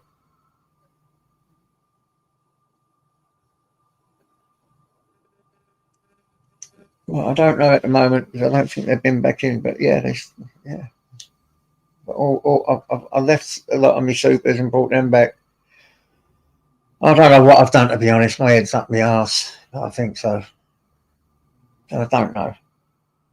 I don't think society's come back in. But yeah, I hope it come across as non-judgmental. Someone putting a story across, and I just pray that them kids get their mum and their dad back, and that's all that matters. The little ones, isn't it? And as I know right now, I know for a fact Chris is being amazing. I've seen the vids, I've seen the cooking, I've seen everything.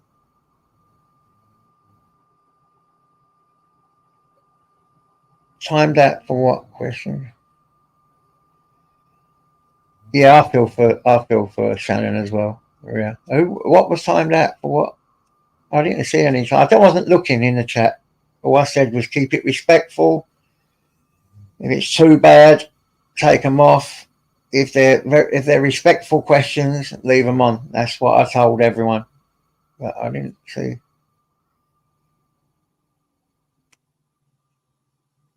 So I didn't see who was timed out or anything. But if it was, it was. There's nothing I can do about that.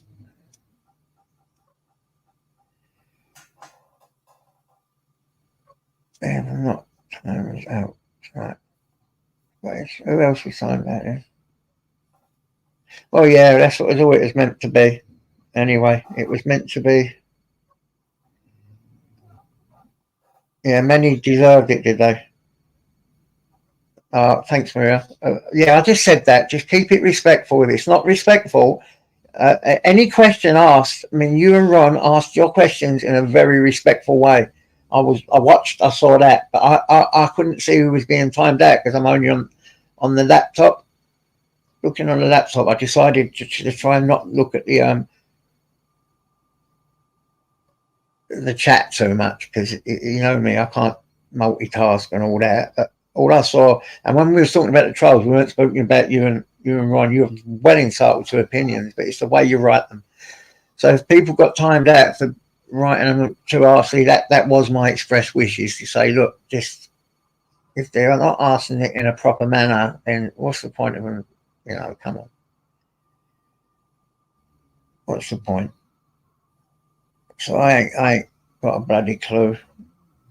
Be honest, but I just wanted it to be respectful. Wanted the story to come out. It was going to come out either way. Also, want peace between him and his friends, and we spoke about that. To try and keep it, you know, civil, man, without the headache. And to be honest, I wasn't even going to do it because it's a really.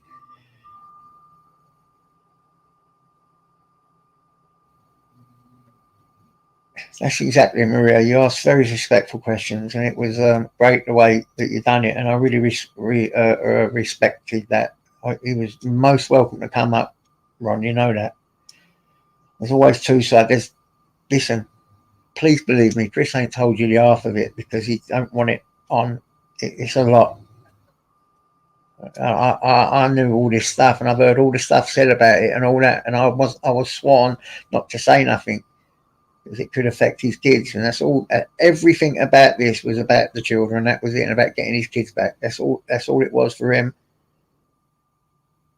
And he's done that, you know. And he's done that.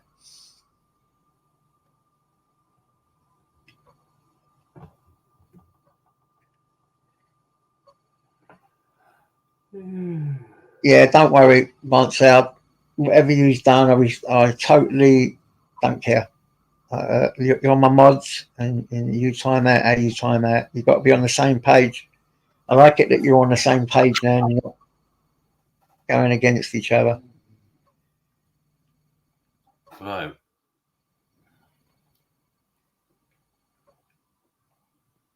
Yeah, they shouldn't. They shouldn't be doing that to anyone. So I'll have another look, and I will rearrange it all eventually. Listen, this is really hard for me. Trust me, today's been extremely difficult. I've told you the story, haven't I? Have I said the story? Did I say the story, Eyes? I haven't a clue. Sorry. Did I say what happened when I phoned up today? I FaceTimed. I'll say it again anyway. I can't remember if I've told you. I faced. Oh, you would have timed that, Greg, yeah? Okay, well, come on, guys. It don't matter who's timed that or ain't timed that. It's only a little time out. Ain't going to kill you, is it? Ain't like you're going to wake up in the morning and think, I'm timed out. I'm going to hang myself. Right, what was I going to say? What was it? Where was I?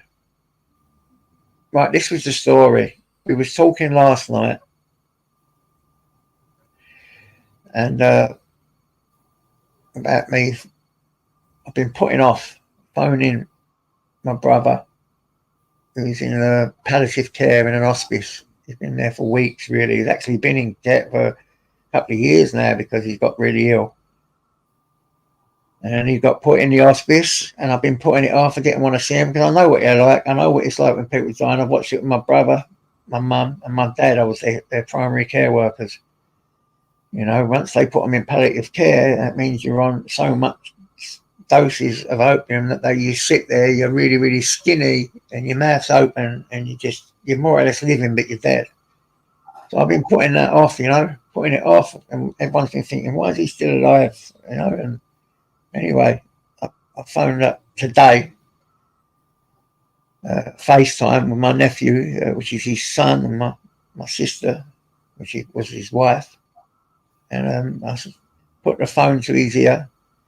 I spoke to him for about 10 minutes about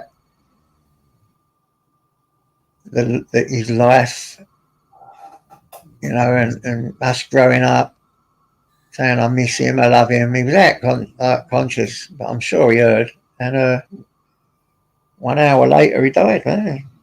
Maybe he was waiting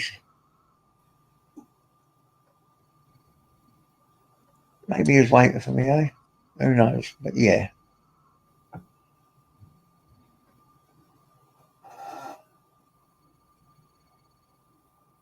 Maybe he was waiting for me. But yeah. Oh, no problem, Migsy. Don't worry about that. Yeah, that weird, eh? 2 weeks in fighting, he was anointed. And JJ? Yep, can you hear? Yeah, if you let me share my screen, I'll show you. And then it saves you clotting about. It's just the drone I wanted to show you. The little tiny drone. Yeah, I'll chuck it up. 2 seconds. Oh, that's nice. Yeah, that's the fly mode combo. So you get the whole shebang. Wait a minute, I'll show you. That fits in the palm of your hand. It's tiny, and I can't even show you because my freaking camera's not working. So I can't show you, and that's what you get. That's what you get. £300 for a little one like that. Yeah, you get the whole. Obviously, your mobile phone fits on the top of that, as you know. You tear it all up and everything in there, and you do the firmware updates and that. But you say that you get 3 batteries, but the battery's supposed to last 18 minutes each, JJ. And what happens, obviously, you get a firmware update for to update your batteries and all, right? But my batteries weren't lasting 18 minutes, were lasting 12 minutes. So DJI are actually lying to the customers. They're lying to people. Oh, wow. And that's just expensive for a tiny little bloody camera, isn't it? I thought it's a 4K camera. It is. And you got it for 130 odd? No, I got it for $299. Oh, you paid $299 for it? Yeah. So that's what you're offering it to me at, £100, yeah? No, I'm not getting rid of it. I've only just getting it. I nearly had you there, didn't I? I made you think, didn't I, mate? I nearly got you there. That was a bit of fun, that's all. That was a bit of fun. Yeah, come on, guys. If someone else want to pop up and we'll have a little chat. Tell you what, JJ. It's not normally like me to be up at this time of the night because I've just been drinking tea, green tea, peppermint green tea, or I had a cup of coffee not so long ago with some like mint chocolate. And I've never had a drink since last weekend, never had a drink at all. And I'm just going to wait until probably Saturday. It might be tomorrow night or it might be Saturday. If not tomorrow, it'll probably be Saturday. Yeah, I've never had a drink all week. Yeah, no drinky pills all week. Tea and coffee, of course, or whatever, but that's it.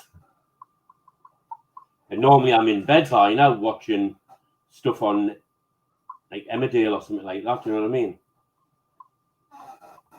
I'm going to bed soon myself. I'm just going to rest in bed because my bones are killing us in my feet. Give it one more minute. If no one jumps up, I'll probably end it, get some sleep. I'm absolutely knackered. I thought you were going to cook something to eat, JJ. I've eaten. I ate before this, but I might have something just before I go to sleep. Might have a tin of soup. Yeah. Google Play order receipt. Fuck, mate. More money off you. Fucking totally brass it. Oh, life's going mad, isn't it, guys? You know that. What was that? I had a bowl of porridge this morning, JJ, the organic porridge, and I put, you know, the almond milk where there's nothing in it really in almond milk. I buy the one with no added sugar in, so there's no sugar or sweeteners and out in it. And put that in the microwave for like just over 2 minutes. Then when I come out and it was sorted, I poured in me organic pure bees honey, but it's hot Scotch bonnet honey. It's Scotch bonnet. And I'll tell you what, if you take a teaspoon or a tablespoon, but I put the reason why I bought it for to put in me mind you can put it on salads or anything really, but I mainly got it for the porridge. I'll tell you what, my mouth was on fire this morning. You know what I mean? On fire. Yeah, you like the hot stuff, don't you? You like all that, don't you? Yeah, I wish I could show you it, JJ. I can't because my camera's not working. It hurts my stomach, man. Now, I used to love it. I used to love the, you know, the fowls and the vindaloos, but with these hernias, man, since I've had them, oh, everything runs through me and I get a really bad belly. Yeah.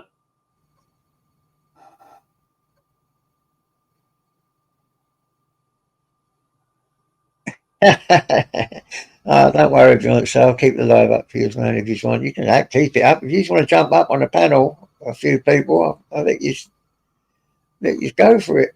Be nice to have some people. Come up here and torment me. I like Ron. He's telling me about butt plugs and all that. Put him on. I don't want a replacement. I want my account credited. Don't want it. It's going back. I'm not getting another one. That's the whole point of sending it back. Yeah. I mean, it's brand new. It's just there must be. I don't know if there's a hardware or a software problem, but it wouldn't fly. Oh, that's what it wouldn't do, JJ. It wouldn't fly. Obviously, it wouldn't calibrate, so it couldn't fly off the ground. So, and I thought, well, listen, 900 and odd, nearly £1,000. It won't calibrate. I can't fly it. What the hell's going on? I think that's bloody cool. Watch. What calibrating properly? What is it? What do you mean? It's not updating properly, you mean? No. They updated the firmware. It updated great. It just started going caca-poo. And it was flashing in red at the top of the screen, calibrates. So I clicked on it, and it was coming up with an error code, which I searched on the error code, and I can't remember what it said now online regarding the error code. So I clicked the start for to calibrate, and it was telling us to twist it a certain way, 360 degrees. Then it changed on screen. It showed you on the screen, like the illustration. Then I turned it again, put it back on the ground, and I've done it again. It was working. It works fine in the house. The calibration disappeared. As soon as I take it outside, the calibration started. Even though I had full signal and there was loads of sats. And I thought, well, this is no good. It won't calibrate. It's telling us to do what it's asking us to do. I can't fly it off the ground. It's nearly £1,000. I thought, it's gone back. It's gone back. So when it goes back to the catalogue, they can deal with DJI themselves. They do look really cute, them little ones, though. But I like that little one you got. £300 for that, and it only fits in your hand. Well, JJ, it's £100 and odd if you buy it on its own. But obviously, you don't want it on its own. You need the whole shebang with it, with all your. Well, yeah, you've got to have everything. You've got to have the lot. Yeah, $299. It's not bad. $299. Have the lot. Well, considering 600 odd from our one, you can get them cheaper now. Are they new out or are they old? No, brand new. They've only just come out. The Neos, not so long ago. Okay, because the DJI 2 that I've got, that's been out a while. Right, when you're sitting just lying on your 3-piece, why don't you type in either your laptop or your phone? Just type in DJI. Wait a minute, and I'll tell you the right information. Hold on. Back to drone technology, drones. Where are you? Right, all you've got to type in, JJ, is DJI Neo, which is N for Norman, E for Edward, O for Oscar. DJI Neo, right? And you'll see it, how tiny it is and what you can do with it. And I'll tell you, you'll probably end up getting one yourself, I'll tell you. Does the wind blow it all over the gaff, though? Well, I ain't got the money to Obviously, if it's blowing a hurricane, you don't use it when it's blowing a hurricane, do you? But I'll tell you what, JJ, it's pretty stable. Pretty stable, like. And I'll tell you, if you leave go of the gimbal, like if off the controller, it just hovers in the air, it just stays in the air. Yeah. And it's got a 4K camera, and you can zoom in up to 3 or 4 times. I think it's 4 times. I'd say that 3 times or 4 times. I'm not quite sure. Don't quote us on that. I think that's in 1080p, and I think it's only twice in 4K. Yeah. So it's excellent quality. It's excellent quality. Wow. Let's have a look. What's that? The DJI Neo, Neo.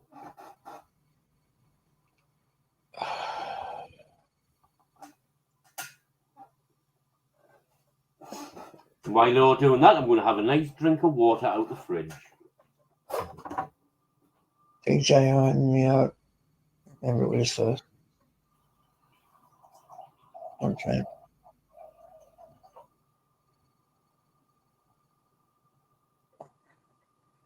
It weighs 135 grams. Obviously, the drone you've got and the other drone I've got is 249 grams, but the Neo weighs 135 grams. It's tiny. Do you need a license for it? Well, you're supposed to, according to this, the CA and RLM bollocks.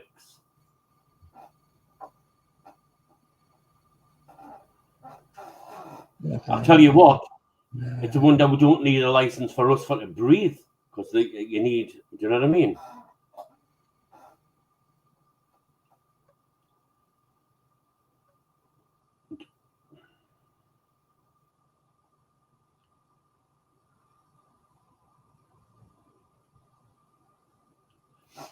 Are you there, JJ? Yeah, I'm there.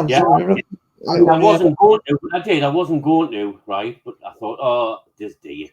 So I went on the CA website last week, JJ, for the reply for the operator's ID and the flyer ID. I had to do a test, right? It was like a theory test of 40 questions. Oh, it was painstaking, JJ. I was sitting here, it was painstaking, right? Honestly, I passed with flying colours. I got 32 questions right out of 40. So I got 8 wrong, 32 right, yeah. So all I paid was £11 odd. I think it was only £11 odd. And I phoned them up yesterday. Was it yesterday or the day before? I phoned them up. I went, I've been watching for the postman. The lady laughed on the phone. I phoned the CEA, right? And she went, oh, we don't send it through the post. You would have been emailed it. I went, oh, yes, I have. So the email is it, right? So I have got it saved on the computer. My operator ID, my flyer ID, and you just stick it on your drone, your operator ID. Yeah. But I went onto the CAA website, and there's a pack worth £15 odd, but I'm getting it for a tenner. You get a lanyard, you get the proper thick card with all your numbers on it and everything. You get the proper stickers with all your numbers on it, so you can stick them on your drone rather than writing them out on a bit of paper. So I had to send them proof of the CEA information that just took you. That you can take some shots and send it. So I sent proof from the CEA, right? I had to put my operator ID codes into DJI and my flyer ID codes into DJI. It's been accepted and it's coming by courier. I had to pay this is from DJI. I had to pay £5 odd, but to come by courier, even though it only cost us a tenner. It cost me £15 odd.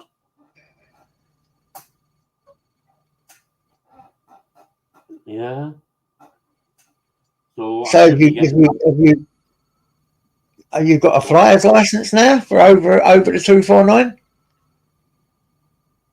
Well, for the 249, and you know it covers as many drones as the. That's it. So you've got the flyer's license now for over the weight, so you can buy the big one. Well done, you. I might do that then. I've got a flyer ID and an operator ID. Yeah. Well, be honest, I've got this little drone. I don't intend getting any more. So what point do I want to? JJ, I'm going to make you be amazed. Hold on, and I'll tell you. Right? I'm not going to because they're too expensive. Go on, mate. But it has been on my mind. Right? DJI have just released a brand new drone. I've been watching the videos. I'll tell you what it's called. Wait till I go to it. High to low. High to low. It's called. Where is it? Ah, where is it? That's it. It's called the DJI Air AI, or air, like when you breathe air in. So it's called the DJI Air number 3 and S for sugar drone fly mode combo. I'll tell you how much it is. It's £1,439. It's got two big massive cameras. It does loads of stuff like what the one I'm sending back can't do. But I'll tell you what, it's really impressive. But it's slightly bigger than the 249 drone, the 249 grams. It weighs 750 grams, right? But it's still small, right? But as far as I'm aware, bigger than the 249, anything bigger than the 249, you have to have what you've done, the license. And if you've passed it, then you can fly it legally. Yeah. I've already looked into it. I can. Well, if you've done the flying license, you passed the test, you just said, cost you 11 quid, yeah? I'm saying, Bobs was saying this afternoon, you can't to jail, I'm not visiting you. No, and then why was saying you're getting arrested? No, I've got the particulars. I can fly a 735 gram drone. I can go in the same restriction. I can go in the same place as I do with the 249. Obviously, there's no zones. Yeah. The nearest zone away is like Durham Prison and Newcastle Airport and all that. Miles and miles and miles and miles and miles. And it's a long way away from me. Put it that way. So yeah, I've got, like I said, I've got my flyer ID and I've got my operator ID. Go on, mate. Well done, you guys. Listen, I think I'm gonna call it a day. I'm absolutely knackered. I need to sleep. So, thanks for coming up, guys. I really appreciate that. Thanks. Yeah, you're welcome, mate. Well, you take care. Watch what you're doing. Yeah, take care, mate. Right, watch what you're doing. Good night, mate. Good night. Right. Yeah, hopefully I might get a visit from me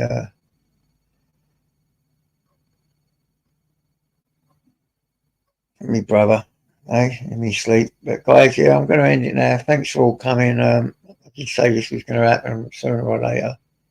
You said you were going to do it today. Yeah. But yeah, nothing was planned. Nothing was put into action. All I said is be respectful. I don't want no people going at each other. That's all I said. Just tell your story, come off, because that's what it was about, the kids anyway. So God bless you all. Thanks for coming. Hope it went well. See you later, guys. Yeah, and yeah, Ron, go live, be on a naughty step. You take hold of this. I'm going to come and get you with all your butt plugs. Anyway, guys, I'm going to say love yous and leave yous. Thank you so much for coming. Yeah, it's been kind of stressful, but at the end of the day, it really had to be done. I'm not looking forward to the funeral. Yeah, I hope so, Maria. It'd be nice to see me brother. It's funny how he waited, isn't it? And then just died. It was like he was waiting for his little brother, man. Yeah. So I'm going to come off of here now. I'm going to have a